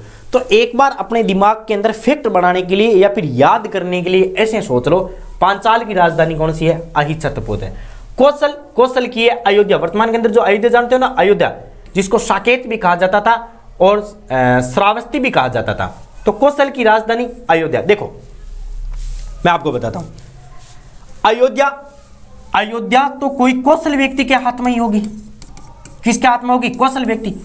अब विश्व के अंदर सबसे बड़ा कौशल कौन था? राम से तो सब नीचे भाई। कौशल के अंदर यदि बात करते हैं तो राम से तो सब नीचे, तो राम अयोध्या से थे। अयोध्या की राजधानी कौन सी? सॉरी, कौशल किसकी कौशल की राजधानी कौन सी हो जाएगी? अयोध्या हो जाएगी। अब ऊपर याद करो, अब मैंने पहले क्या बताया था, कंबोज कुछ हट करके है तभी तो ऊपर आया, तो हट करके मतलब हाटक हो जाएगा। उसके बाद गंधार आप पढ़ते हो, गंधार तक्षशिला। कुरु, हस्तिनापुर, महाभारत के अंदर आता है कुरु, हस्तिनापुर, गंधार, तक्षशिला। कुरु, हस्तिनापुर, गंधार, तक्षशिला। उसके बाद पांचाली कहां की थी? अहिछत्रपुर की थी, तो अहिछत्रपुर कर दो, जिसको हम कांपिली भी कहा जाता है। और कौशल अयोध्या की थी। कौशल किसकी थी? अयोध्या की। अब 500 याद हुई कौन हुई? अयोध्या सरयू नदी के किनारे, बिल्कुल एकदम सही बात है, सरयू नदी के किनारे, साकेत भी इसको कहा जाता है। ये चीज आपको याद हुई नहीं हुई जल्दी से बता दो। 500 की 500 राजधानी। आगे चलो, नेक्स्ट बात करते, आ जाओ नेक्स्ट बात। अब देखो कुछ डायग्राम्स है, डायग्राम्स के आधार पर हम थोड़ा सा किसको जानने की कोशिश करेंगे। दिखे कौन दिखे ना? ठीक है, 5 अब राजधानी पढ़ी कौन पढ़ी? 500 की 500 राजधानी पढ़ी कौन पढ़ी? आगे आ जाओ देखो। उसके बाद आप टूटा फूटा ऐसे बनाओगे बेटा, ये याद कर लेना, आरएस परी के अंदर और आरएस मेंस के अंदर बहुत बार पूछा गया क्वेश्चन है, बहुत बार पूछा गया क्वेश्चन। आगे आ जाओ देखो, 1 number Kamboj, 2 number Gandhar, 3 number Kuru, Matsya, Sursen, वत्स्य, Avanti.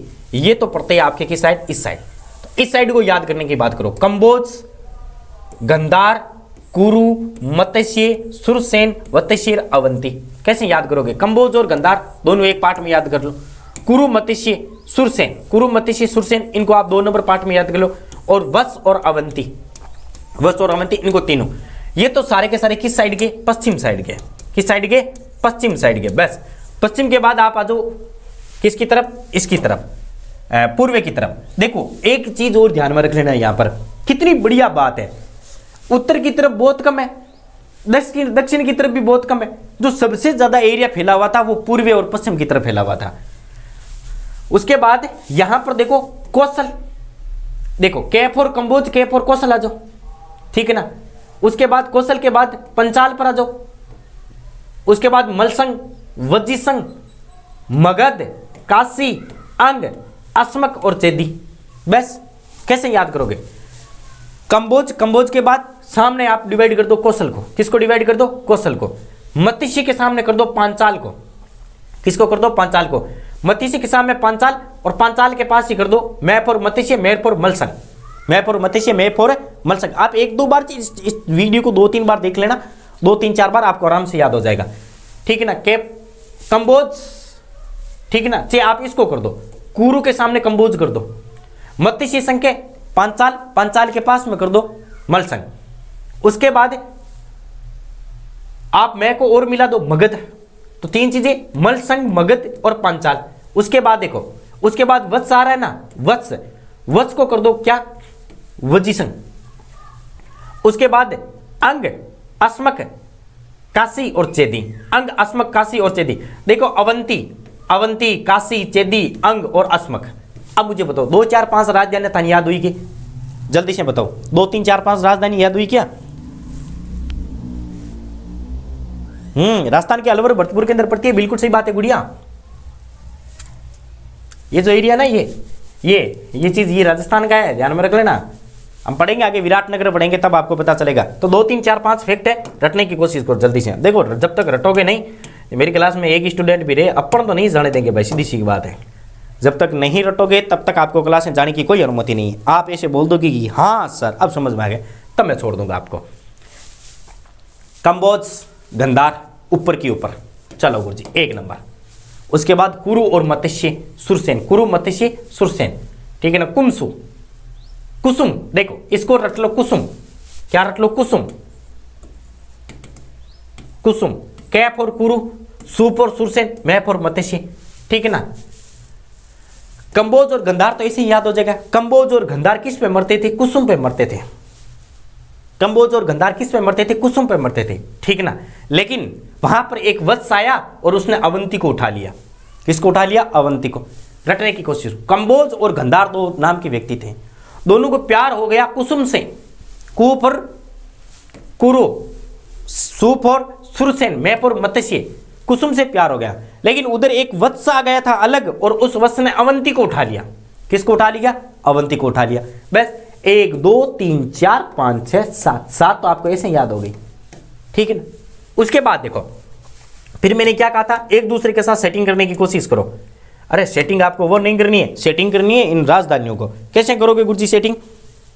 Setting कैसे करोगे? देखो कुरु के सामने कर दो, इसको मिला दो कौशल को। किसको मिला दो? कौशल को मिला दो। मैं फोर इधर मत्स्य है, तो मैं फोर आपके एक तो हो जाएगा मल्लिसंग, एक हो जाएगा मगध, ठीक है। तो मत्स्य और मगध। अब इनके बीच के अंदर आ चुका था कौन? पांचाल आ चुका था। कौन आ चुका था? पांचाल।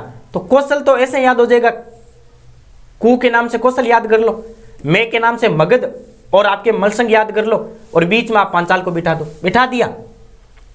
उसके बाद इस वत्स ने अपना अलग रूप धारण कर लिया, तो ये वज्जीसंग बन गया। कौन सा बन गया था? अब जैसे ही ये अवंती को लेकर के आया, वज्जीसंग बन गया था, ठीक ना। और अवंती बाद में अवंती की लड़ाई होगी। अवंती 2 भागों में डिवाइड हो गई थी, अंग और अस्मक में। अवंती कितने भागों में? अंग और अस्मक के अंदर डिवाइड हो गई थी। फिर चेदी और काशी 2 बचे थे। फिर उन्होंने कहा कि भाई साहब अब चलो काशी जाकर के अपन लोग क्या करेंगे? स्नान करेंगे।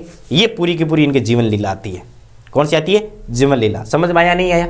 मेरे ख्याल से अब तो लगभग आपको ये डायग्राम है वो दिमाग में सेट हो जाएगा, ठीक है ना। इतना आप देखो, इसका तो मैंने आपको बना दिया। क्या बनाओगे सर? कि कंबोज और गंधार को किससे प्यार हो गया था? कुसुम से प्यार हो गया था। इतने में एक वत्स आ गया और वत्स अवंती को उठा करके ले गया। अब अवंती को उठा करके ले गया तो ये थोड़ा सा ताकतवर बन गया। ताकतवर बनेगा तो कोई संघ बनाएगा, और वज्ज बन गया था वज्जीसंघ। कौन बन गया था? वज्जीसंघ। फिर दोनों के बीच में लड़ाई हो गई, ठीक है ना। और अवंती 2 भागों में टूट गई थी। अवंती ने कहा मेरा तो आपने अंग अंग तोड़ दिया, अस्मक। अंग अंग तोड़ दिया, अस्मक। तो अंग और अस्मक। उसके बाद फिर लड़ाई हो गई। तो आपको पता है हर लड़ाई के बाद बिहार के अंदर तो क्या पता यूपीसी क्रैक करते, लेकिन हमारे यहाँ पर बाबा बन जाते। तो ये काशी चले गए थे। फिर चेदी याद कर लेना, बस इतनी सीख तो बात आती है। याद हुई कौन? फटाफट बताओ, आगे चलो नेक्स्ट बात करते हैं। चलो अब देखो, मलसंग की राजधानी है आपके कुशीनगर, ये आपको रटनी पड़ेगी। वज्जीसंघ की राजधानी है वैफोर वज्जी वैफोर वैशाली नगर। देखो कैसे याद करोगे? चलो वापिस मैं राजधानी याद करवा देता हूं आपको। अरे टाइम लगे तो कोई दिक्कत वाली बात नहीं है, क्लास आपको बोरिंग लगे तो भी कोई दिक्कत वाली बात नहीं है, लेकिन चीजें याद होनी चाहिए बस। बहुत से स्टूडेंट के मन में ये चीज आ जाती है कि सर जब प्राचीन भारत का इतिहास पढ़ते हैं तो हमारे मन के अंदर इंटरेस्ट नहीं पैदा होता है। तो बेटा कुछ चीजें रटनी पड़ती है, तो वो चीजें तो आपको रटनी ही पड़ेगी। आगे आ जाओ। देखो मलसंग याद कर लेना, कुशीनगर। वज्जीसंघ वैफोर वज्जी वैफोर वैशाली। मिथिली नगर भी कहा जाता है इसको, विदे भी कहा जाता है। तो विदे वैशाली या फिर मिथिली, ध्यान में रख लेना। अंग किसकी थी? चंपा की थी, ध्यान में रखना। मगध की राजधानी, मगध तो वैसे ही है, राजगृह, पाटलिपुत्र, इसको तो आप, मैं कहता हूं आप ऐसे सोच लो कि मुझे इसकी राजधानी भूलना है, याद ही नहीं करना है, फिर भी आपको याद रहेगी। जैसे जैसे महाजनपद पढ़ोगे वैसे वैसे आपको ये राजधानी कहीं ना कहीं दिखाई देगी। काशी की बात करते हैं तो वाराणसी, ठीक है ना, वाराणसी। देखो वाराणसी दो नदियों के किनारे पर बना हुआ था, एक तो वरुण और प्लस एक 80 नदी थी, उसके संगम पर बना हुआ है वाराणसी। सुरसेन की राजधानी मथुरा है, मत्स्य की राजधानी विराटनगर है। ये चीज तो मत्स्य प्रदेश, आज भी जब आप अजमेर डिपो वगैरह को देखते हो ना, अजमेर की गाड़ियों को, अजमेर भरतूर की तरफ, उसमें लिखा हुआ है मत्स्य बस डिपो, यानी मत्स्य की राजधानी विराटनगर। विराटनगर पड़ता है आपकी जयपुर, कहां पर पड़ता है, जयपुर के अंदर पड़ता है। उसके बाद आ जाओ वत्स, कौसंबी, चेदी, सुक्तिमती। लेकिन यहां आपको एक बात और याद रखनी, अवंती की दो राजधानियां थी, उज्जैन और महिष्मती। उज्जैन और महिष्मती, आपने बाहुबली फिल्म देखी है क्या, बाहुबली, महिष्मती सम्राट और उज्जैन। अस्मक की राजधानी पोटली या पाटन थी। तो ये आपके 16 राजधानी है, 16 की 16 आपको रटनी ही पड़ेगी। कुछ राजधानी आपको याद हुई नहीं हुई जल्दी से कमेंट करके बता दो, फिर आगे चलते हैं। सर, ओ सर, हेलो कैलाशी सर, एक तुम्हारे सर सो गया नहीं, थोड़ा पानी पिला दो। ऐसी तेजी बच गई, ऑनलाइन क्लास में गाड़ा काटे कौन, पानी कौन पिला सके, यहाँ गला आदमी। चलो अब बात करते हैं मगध का उत्थान, क्योंकि आज का जो टॉपिक जितना हमने लगा रखा है ना थंबनेल के अंदर, वो तो पढ़ाना ही पड़ेगा। ग्रामीण में विराटनगर, बिल्कुल एकदम सही बात है। ग्रामीण के अंदर विराटनगर आता है, जयपुर ग्रामीण के अंदर, क्या बात है, मतलब तू पढ़ा है आज तक नहीं। आ जाओ आगे बात करते हैं मगध के उत्थान की। कारण क्या था, देखो मगध का सामरिक महत्व और भौगोलिक महत्व, सामरिक और भौगोलिक महत्व। देखो मगध ही, अभी हमने कहा था कि सर 16 महाजनपद थे, 16 महाजनपद के अंदर मगध ही सबसे पहले क्यों आया, इंपॉर्टेंट बात आती है। 16 महाजनपद के अंदर ओनली फॉर ऐसी क्या खूबी थी सर जिसकी वजह से मगध ही सबसे उभर करके आया था। सबके दिमाग में चीजें आती है नहीं आती है कि सर ऐसा कौन सा कारण था कि केवल मगध ही सबसे ऊपर आया था, बाकी क्यों नहीं आए थे। ऐसा क्या कारण था कि मगध सबसे पहले आया था, सबसे पहले उभरा था। इसके पीछे बहुत सारे रीजन है। एक तो मगध की सामरिक स्थिति, यानी जो होनी चाहिए उस समय की वो बेटर थी, प्लस के अंदर एक भौगोलिक स्थिति है ना, वो भी बहुत साधारण थी।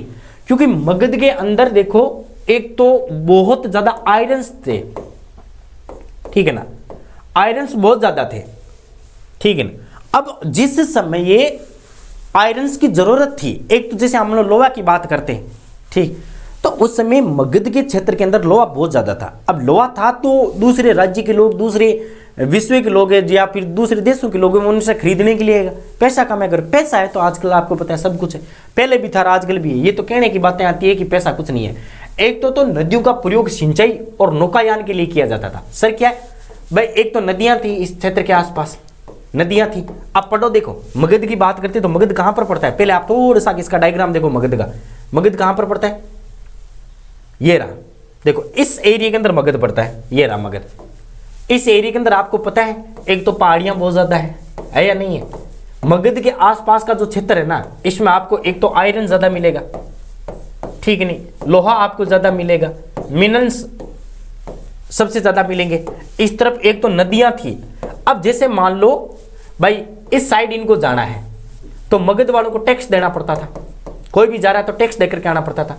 यहां से घूम फिर के आने वाले लोग यदि इस साइड जा रहे हैं तो मगध को टैक्स देना पड़ता था। ये पूरा का पूरा एरिया मगध के अंडर में था। तो कहने का मतलब है कि उस समय की परिस्थिति देखी जाए ना तो मगध सबसे बड़ा साम्राज्य माना गया था और बहुत ही शानदार तरीके से मगध है वो, मतलब मारवाड़ी में कहा तो पनपेड़ो बहुत हो शानदार। कारण तो दो चीजें याद में रखना, एक तो सामरिक महत्व बहुत ज्यादा था, एक भौगोलिक कारण बहुत ज्यादा थे। सामरिक महत्व और भौगोलिक कारण बहुत ज्यादा थे। नदियों का बहाव क्षेत्र मगध की तरफ था, यह भी बात आती है भाई। नदियों का जो बहाव क्षेत्र है वो भी किसकी तरफ था, मगध की तरफ। नदियों का प्रयोग सिंचाई के लिए या फिर नौकायान के लिए किया जाता था। सिंचाई का तो मतलब आप जानते हो, ठीक है ना। नौकायान एक स्थान से दूसरे स्थान पर जाने के लिए, एक स्थान से दूसरे स्थान पर जाने के लिए नौकायान का प्रयोग किया जाता था। खनिज महत्व बहुत ज्यादा था। नदियां होगी तो इसका मतलब गुरुजी उपजाऊ मैदान होंगे, तो उपजाऊ मैदान भी थे। मगध के आसपास के जंगलों में हाथी पाए जाते थे, इंपॉर्टेंट है। देखो आप इंडिया का कोई भी क्षेत्र पढ़ लेना उस समय का, मगध ओनली फॉर एक ऐसा था जिसके आसपास के क्षेत्र के अंदर बहुत सारे हाथी थे। हाथियों का काम किस लिए किया जाता था? अब जैसे मान लो पेड़ों की कटाई कर रहे थे, पेड़ों को एक स्थान से दूसरे स्थान के लिए ले जाना है, तो हाथियों का प्रयोग क्या करते थे। युद्ध के अंदर भी हाथी बहुत इंपॉर्टेंट काम में आते थे। हम चर्चा करेंगे मगध के सम्राट के पास है ना बहुत सारे हाथी हुआ करते थे। अब वे पहले जैसे मान लो बाकी जो महाजनपद थे ना, ऐसा नहीं है कि पहले लाखों की संख्या के अंदर लोग लड़ने के लिए आते थे। जैसे आजकल जैसे आप पढ़ते हो तो भाई उसके पास 5 लाख सैनिक थे, उसके पास 10 लाख थे। पहले ऐसा कुछ नहीं हुआ करता था। पहले बहुत कम लोग आया करते थे लड़ने के लिए, 50, 60, 100 सैनिक आया करते थे। तो मगध के जो जंगल थे उसमें बहुत ज़्यादा हुआ करते थे आपके हाथी। तो मगध वाले जब भी युद्ध करने के लिए जाते अपने हाथियों को आगे रखते और हाथियों के कानों के अंदर या हाथियों के आसपास साउंड बजाया करते थे, इको। और आपको शायद पता होना चाहिए जंगली जितने भी जानवर है ना उनको एलर्जी होती है साउंड से, और उनको कुछ खिला दिया करते थे। मतलब गूंगा मारवाड़ी में तो गूंगो करने वास्ते मान के खिला देता, और उसके बाद वो जाते थे अटैक किया करते थे। तो आधे से ज़्यादा लोग हैं वो हाथियों के पैरों के नीचे दब करके हाथियों से टक्कर खा करके मतलब मूर्छित हो जाते थे। तो मगध के अंदर ये जो हाथियों का इंपॉर्टेंट महत्व आता है, महत्वाकांक्षी शासक भी आया करते थे। उसके बाद आपका एक राजवंश आ जाता है जिसको हम कहते हैं हर्षक वंश, हर्यक वंश। हर्यक वंश आपके चलते हैं 545 से लेकर के 412 तक। आ जाओ सारे के सारे 545 से लेकर के 412 BC तक जो वंश चलता है उसका नाम है हर्यक वंश। कौन सा नाम हो जाएगा? हर्यक वंश। देखो हर्यक वंश, इस इतने बड़े वंश की स्थापना करने वाले व्यक्ति थे जिनका नाम आता है बिंबिसार। एक ध्यान में रख लेना, बिंबिसार अलग है, बिंदुसार अलग है। बिंबिसार और बिंदुसार दोनों अलग अलग है। बिंबिसार और बिंदुसार दोनों अलग अलग है, ध्यान में रख लेना। ये एक प्रथम साम्राज्यवादी शासक था। इससे पहले तो देखो हर्यक वंश से पहले चलते थे कबीले। क्या चलते थे? कबीले चला करते थे। अब हम उत्तर वैदिक काल की तरफ नहीं है, अब हम पूर्ण रूप से महाजनपद के अंदर आ गए। उत्तर वैदिक काल हमने छोड़ दिया, अब हम बात करें 545 से लेकर के 412 ईस्वी तक। बिंबिसार ये एक श्रेणिक नाम से प्रसिद्ध था जिसको हम कहते हैं श्रेतोजस। श्रेतोजस का मतलब क्या होता है पता है? मतलब जनता को अपनी तरफ करने वाला, जनता को अपनी तरफ करने वाला, लोगों के साथ मेल भाव करने वाला व्यक्ति कहलाता है आपके श्रेणिक कहलाता है। साम्राज्यवादी शासक था बहुत ही बड़ा। इसको तो बस एक ही था कि मैं उसको भी अधिकार कर लूँ, इस पर भी अधिकार कर लूँ, फलाने को अपना बना लूँ, उसको अपना बना लूँ। तो ये अधिकार बहुत किया करते थे। इसने कौशल नरेश प्रजासेन की बहन कौशला देवी से विवाह कर लिया था। देखो मैं आपको बात बताऊं, इसकी मैं 2-3 बातें बता देता हूं, फिर हम अगली क्लास के अंदर चर्चा कर लेंगे। देखो इसकी मैं 2-3 बातें बताता हूं आपको मैं इस बिंबिसार की। देखो ये क्या करता था, जैसे मान लो साम्राज्यवादी था। साम्राज्यवादी का अर्थ क्या होता है भाई? अपने राज्य क्षेत्र को बढ़ाएगा। ये अपने राज्य क्षेत्र को बढ़ाने के लिए एक तो बहुत ज्यादा अटैक करता था, और प्लस के अंदर कहा जाता है कि इसने क्या कर दी थी, वैवाहिक संबंध बनाने स्थापित कर दिए थे। जहां जाता वैवाहिक संबंध बना लेता। अब जैसे मान लो ये मगध की तरफ गया है, इसने वहां वैवाहिक संबंध बना लिए। वज्जी की तरफ गया, वहां वैवाहिक संबंध बना लिए। कुरु की तरफ गया, वहां वैवाहिक संबंध बना लिए। यानी प्रत्येक बड़े बड़े छोटे छोटे जिसको ऐसा लगता था कि भाई ये अपनी जिंदगी के अंदर काम आ सकता है, तो वहां उसकी बहन से या फिर बेटियों से शादी कर लेता था। शादी कर ली तो शादी करने के बाद क्या करता भाई, आप जैसे मान लो आप आगे सीधी सी बात है, पावना पर फूफा जी पर आप हाथ उठ कौन उठाया करा, क्योंकि बाना पा मने यार फूफो जी हाथ उठा रिया, फूफो जी गाली देवा, इरो मतलब कहीं है। आप हमने बुआ जी ने अपमान करिया, तो पावना का स्वागत करता और पावना कहीं करता बाने अपनी तरफ कर लेता। तो कहीं ना कहीं किसी से युद्ध करेंगे तो वो उनका साथ देंगे, ऐसा बिंबिसार का मानना था। तो बिंबिसार ने कौशल नरेश प्रजासेन की बहन थी कौशल देवी, इससे भी विवाह कर लिया था। लिच्छवी की राजकुमारी थी चेलना से इसने विवाह कर लिया था। इसने देखो एक क्षेत्र आता है मध्य देश की राजकुमारी थी क्षेमा या फिर खेमा से भी विवाह कर लिया था। जैसा इसको लगा कि यहां डंका बजा दो अपना काम सेट हो जाएगा, वहां जाकर के शादी कर ली। कहा जाता है कि इसने लगभग 500 प्लस शादियां की थी। कितनी शादियां की थी? 500 प्लस शादियां की थी। देखो 500 प्लस, मैं तो कहूं 500 को नाम किया याद रेसी। अरे यदि कभी ये मार्केट में जाए, कोई मिल भी जाए, इसकी घरवाली 500 घरवाली संभाल सका कि कौन संभाल सका? यदि कभी मिल भी जाए इसकी घरवाली और ये मान लो भूल जाएगी, ये हमारी घरवाली पहचानेंगे कैसे 500, और वो बोल दे कि भाई साहब कहाँ जा रहे हो, तो आजकल की तो महारानियाँ थे कनपट्टी के अंदर कि मैं तेरी लुगाई हूँ, बिंबिसार के अंदर क्या पता ऐसा भी हुआ होगा, मजाक की बातें हैं, दिल पर मत लेना। इसने मध्य प्रदेश की राजकुमारी खेमा के साथ भी क्या कर लिया था, विवाह कर लिया था। 2-3 विवाह है, ये थोड़ा सा ध्यान में रख लेना। इसने अंग प्रदेश को जीत लिया एवं उस, देखो इसने क्या किया था, ये जो आपके मध्य प्रदेश की राजकुमारी ने खेमा या फिर खेमा थी अंग प्रदेश की, और इसने फिर अंग प्रदेश पर अधिकार कर लिया। अंग प्रदेश पर अधिकार करने के बाद इसका एक पुत्र था जिसका नाम आता है अजात शत्रु। अजात शत्रु को वहां का गवर्नर नियुक्त कर दिया। उसने कहा कि बेटा मजे कर, और ये गुरुजी इतनी शादी, हाँ बहुत है, आगे देख, अब तो अभी तो इतिहास में बढ़नी स्टार्ट हुई है, आगे आगे देख कहीं में। अजात शत्रु ने क्या इसने क्या कर दिया, बिंबिसार ने अंग प्रदेश को जीत करके अपने जो पुत्र थे अजात शत्रु को वहां का गवर्नर नियुक्त कर दिया। बोला कि बेटा तुम मजे कर अपने बाप की, बढ़िया गाड़ी वाड़ी घोड़े वोड़े लेके चले जा, बढ़िया वहां पर क्लब वगैरह खोल ले और मजे कर तू तो अपनी जिंदगी के अंदर। प्रसन्नजीत ने इसे काशी दहेज में दे दी। प्रसन्नजीत की सिस्टर से इसने शादी कर ली थी और प्रसन्नजीत ने कहा था कि ये लो आप काशी ले लो, आगे जाकर के काशी के लिए प्रसन्नजीत और प्लस के अंदर अजात शत्रु के बीच में लड़ाई होगी। इसको लेकर के लड़ाई क्यों होगी वो थोड़ी सी बाद में सुन लेना। इसने अपने चिकित्सक जीविक को अवंती के शासक प्रद्योत की चिकित्सा हेतु भेजा था। देखो क्या कारण हुआ था, मैं आपको एक बात बताऊं। एक क्षेत्र पड़ता था जहां पर इसका अधिकार नहीं हुआ। बिंबिसार ने उस क्षेत्र को पाने के लिए 16 साल संघर्ष किया था। कितने साल संघर्ष किया था? 16 साल। उसने कहा कि चलो यार मान लो वो शासक थोड़ा सा बढ़िया है, तो मैं क्या कर देता हूं भाई, दुश्मनी से अच्छा कि मैं उसको दोस्त बना लूं। और दोस्त बनाने के लिए आपको पता है, आप यदि किसी को अपना दोस्त बनाना चाहते हो तो आपको उसके इमोशनल के साथ खेलना पड़ता है। वो उदास क्यों है, आप कितना भी बड़ा दुश्मन हो, आप कठिन परिस्थिति में उसका साथ दे दो, वो आपका दोस्त बन जाएगा। तो क्या बात आती है, अवंती के एक शासक थे जिनका नाम आता है प्रद्योत। प्रद्योत जी पड़ गई थी बीमार। इस बात का पता चला बिंबिसार को। किसको बात पता चला? बिंबिसार को। बिंबिसार ने कहा लो एक तीर दो निशाने, एक तो दोस्ती हो जाएगी और क्या पता ये अपने अंडर में आ जाए अवंती। इसने अपने एक चिकित्सक को भेजा था जिसका नाम आता है जीवक। जीवक को कहा कि तू जा उसकी सेवा कर, बढ़िया तरीके से, वो तैयार होना चाहिए, मरना नहीं चाहिए। मर जाए तो मुझे सूचना कर देना, मैं अवंती पर अटैक कर दूंगा। और यदि वो मरे नहीं तो ऐसा लगना चाहिए कि हाँ यार बिंबिसार अपने साथ है।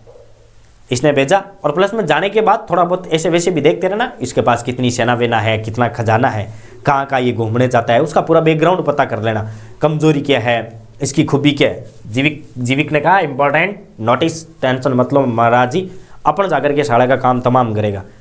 जीविक ने बहुत सेवा की डॉक्टर साहब ने और वो तैयार हो गया था। तैयार हो गया तो अब देखो अवंती ताकतवर थी उस समय, मगध के बाद अवंती ताकतवर थी, कुरु ताकतवर था, ठीक है ना, वज्जी ताकतवर था।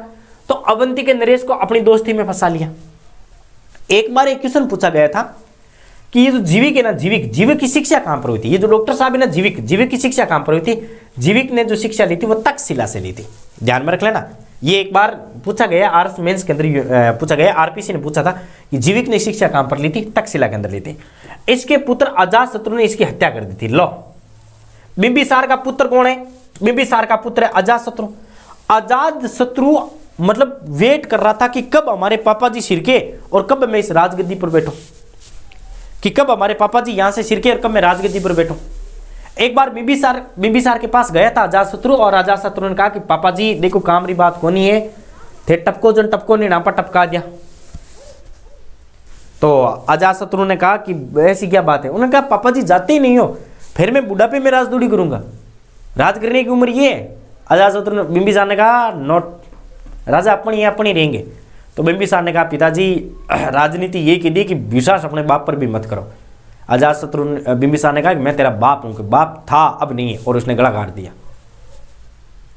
अब पहला पितृहंता कौन है? बिंबिसार है, जिसने किसकी हत्या की है? सॉरी, पहला पितृहंता कौन है? अजात शत्रु है, और इसने किसकी हत्या की है? इसकी। बिंबिसार का भी पुत्र आएगा उदय, उसने भी बिंबिसार की हत्या कर दी थी। 2 3 4 ऐसे कांड हुए थे ना जिसकी वजह से इस वंश को क्या कहा जाता है? पितृहंता वंश भी कहा जाता है। हर्षक वंश को क्या कहा जाता है? हर्यक वंश को पितृहंता वंश भी कहा जाता है। क्योंकि अजात शत्रु की हत्या कौन करेगा? उसका पुत्र।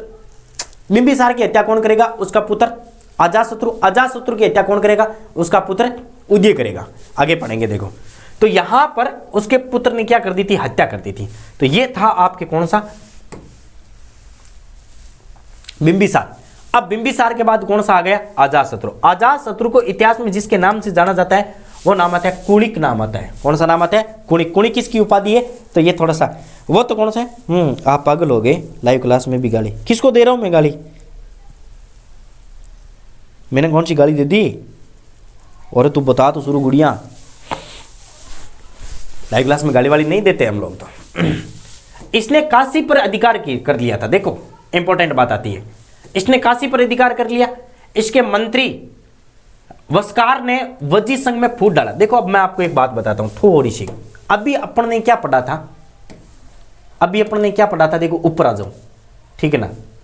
ये बात पढ़ी थी कि प्रसन्नजीत ने काशी दहेज में दी थी। किसको दी थी? बिंबिसार। क्योंकि प्रसन्नजीत की बहन थी जिसका नाम आता है, ये लिच्छवी शायद प्रसन्नजीत की बहन थी, ठीक है ना। तो इसने खेमा थी या फिर लिच्छवी थी, कोई भी बात नहीं, चलो छोड़ दो।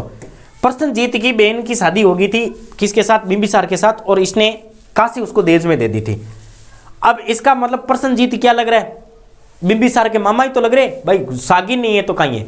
बिंबिसार की मम्मी का नाम कहीं पर भी उल्लेख नहीं है, क्योंकि कहीं था 500 के मानो 500 प्लस लुगाई हैं ये बिंबिसार सॉरी अजातशत्रु की, तो 500 प्लस लुगाई के मानो किसी को पैदा हुई कहीं भरोसा। ये कुणी के नाम से अब प्रसन्नजीत ने कहा अजातशत्रु को कि तूने तेरे बाप की हत्या की है, ठीक है, इसका मतलब तू मेरा दुश्मन है, मेरे जीजी का तो तूने सुहाग उजाड़ दिया, और बेटा अब काशी दे दे। क्या दे दे? काशी दे दे। अजातशत्रु ने कहा देख ऐसी बात मत करना, ये दहेज है।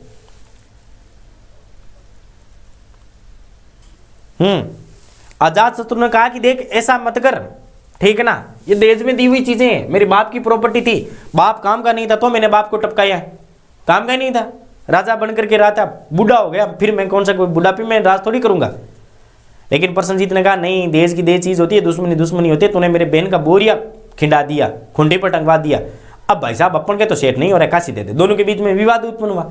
तब कुछ लोग बैठे और लोगों ने बैठ करके कहा कि भाई देखो लड़ाई से कोई मामला सलटेगा नहीं, लड़ाई आगे जाकर के बढ़ेगी, इससे अच्छा है कि आप दोनों दोस्ती कर लो, आप दोनों क्या कर लो? दोस्ती कर लो। तो फिर कहा कि दोस्ती कैसे करें? प्रसन्नजीत को समझाया गया था लोगों के द्वारा कि देख प्रसन्नजीत तेरे एक लड़की है और तू कोई ढंग से शासक ढूंढना चाहता है जिसके साथ अपनी पुत्री की शादी कर दे। कहीं पर पुत्री लिखा हुआ है, कहीं पर बहन लिखा हुआ है, लेकिन आप समझ लो। उसने कहा हाँ यार, कि यार वर्तमान के अंदर अजातशत्रु से बढ़िया तो कौन सा होगा, ताकतवर देख इसको, कहाँ कहाँ तक इसने राज कर रखा है। और प्रसन्नजीत ने क्या कर दी? शादी कर दी अपनी पुत्री की, किसके साथ? अजातशत्रु के साथ। और फिर कहा जाता है दहेज की चीज वापिस से दहेज में रहेगी। तो एक बार तो काशी बिंबिसार को मिली थी दहेज में, और दूसरी बार काशी किसको मिल गई? अजातशत्रु को मिल गई थी। किसको मिल गई थी? अजातशत्रु को। बस यही बात आप याद कर लेना। इसके मंत्री, अब देखो एक क्षेत्र पड़ता है वजी संघ। कौन सा पड़ता है? वजी संघ। कहा जाता है कि वजी संघ इनका ननियाल था। वजी संघ कौन सा था? ननियाल था। 2-3 क्षेत्र है जहां अब ननियाल तो हुई, बाप 500 ज्यादा लुगाई ले रहे हो, तो मैं तो कहूं आ तो भारत को ननियाल ही हो, आधे से ज्यादा भारत इनका ननियाल था।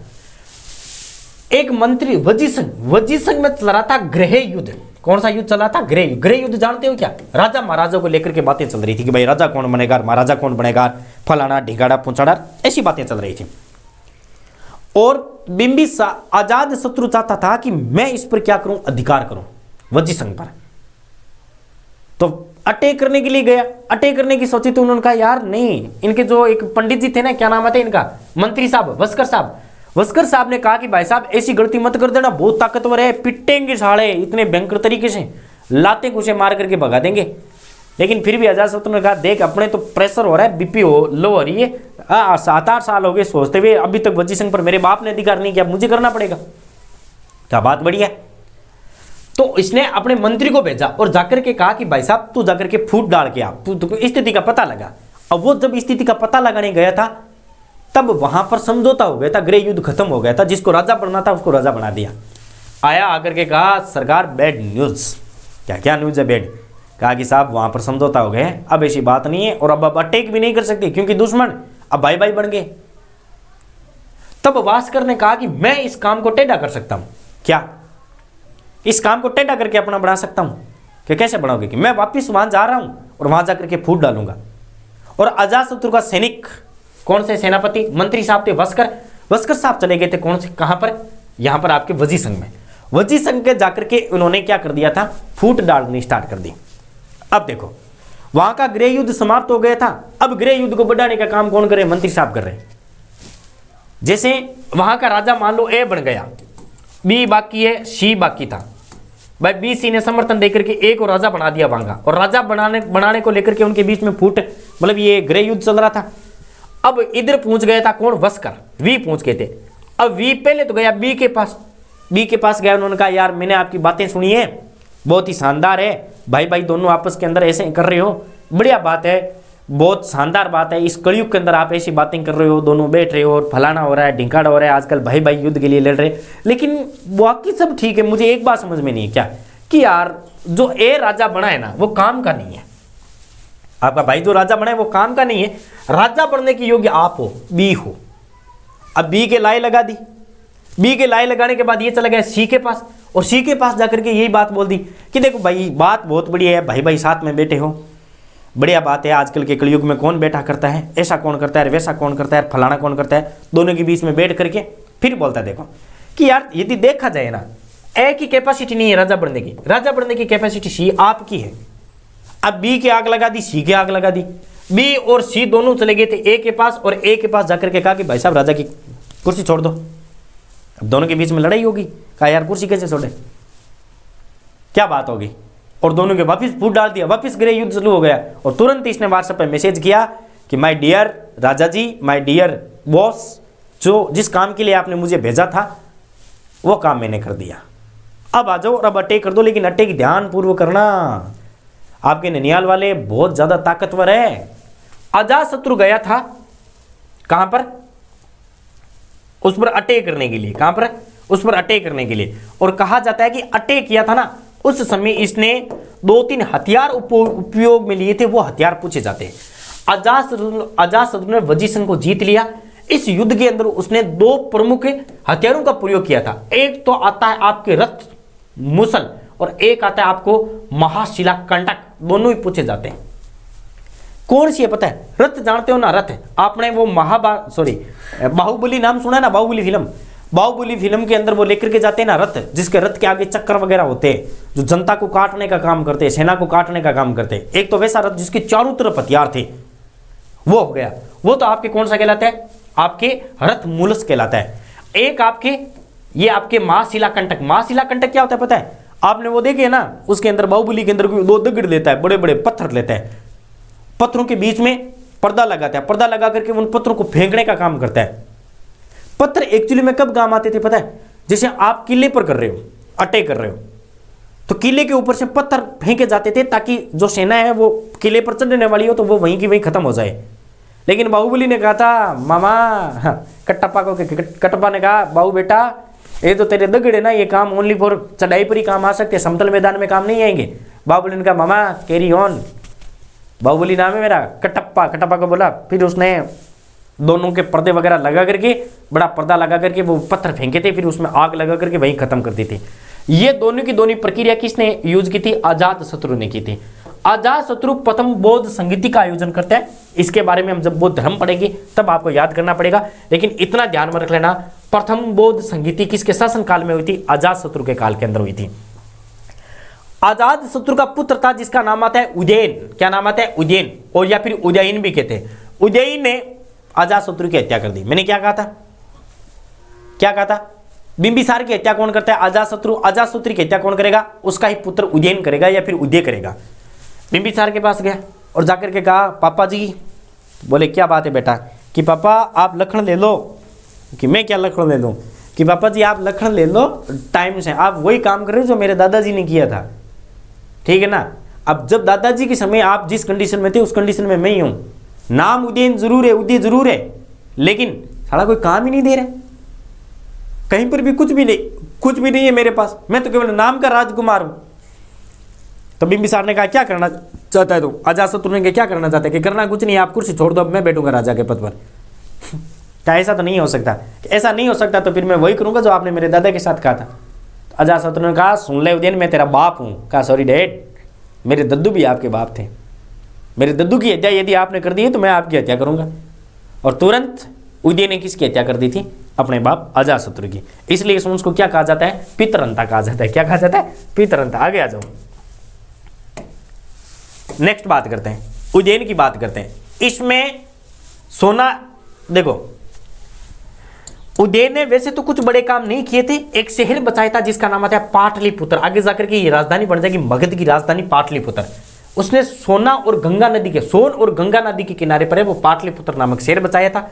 और इसका हर्षिक वंश का जो अंतिम है वो है नागदशक या फिर नागदर्शक के नाम से जाना जाता है। ये आपका कौन सा है? अंतिम शासक कहलाता है। और आज आपका हर्षिक वंश हुआ खत्म।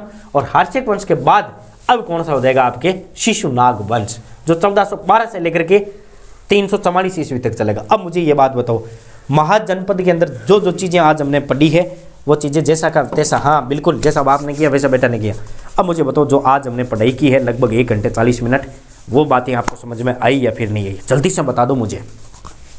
फिर शाम के टाइम 2-3 घंटे और चर्चा कर लेंगे, लगभग इतनी 1.5-2 घंटे और चर्चा कर लेंगे।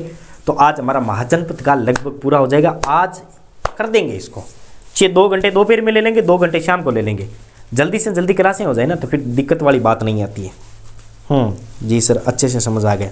बहुत बहुत धन्यवाद पूजा जी, इतना सपोर्ट करने के लिए। बाकी तो आज मुझे पता नहीं कहाँ चले गए, नोटिफिकेशन नहीं गया शायद।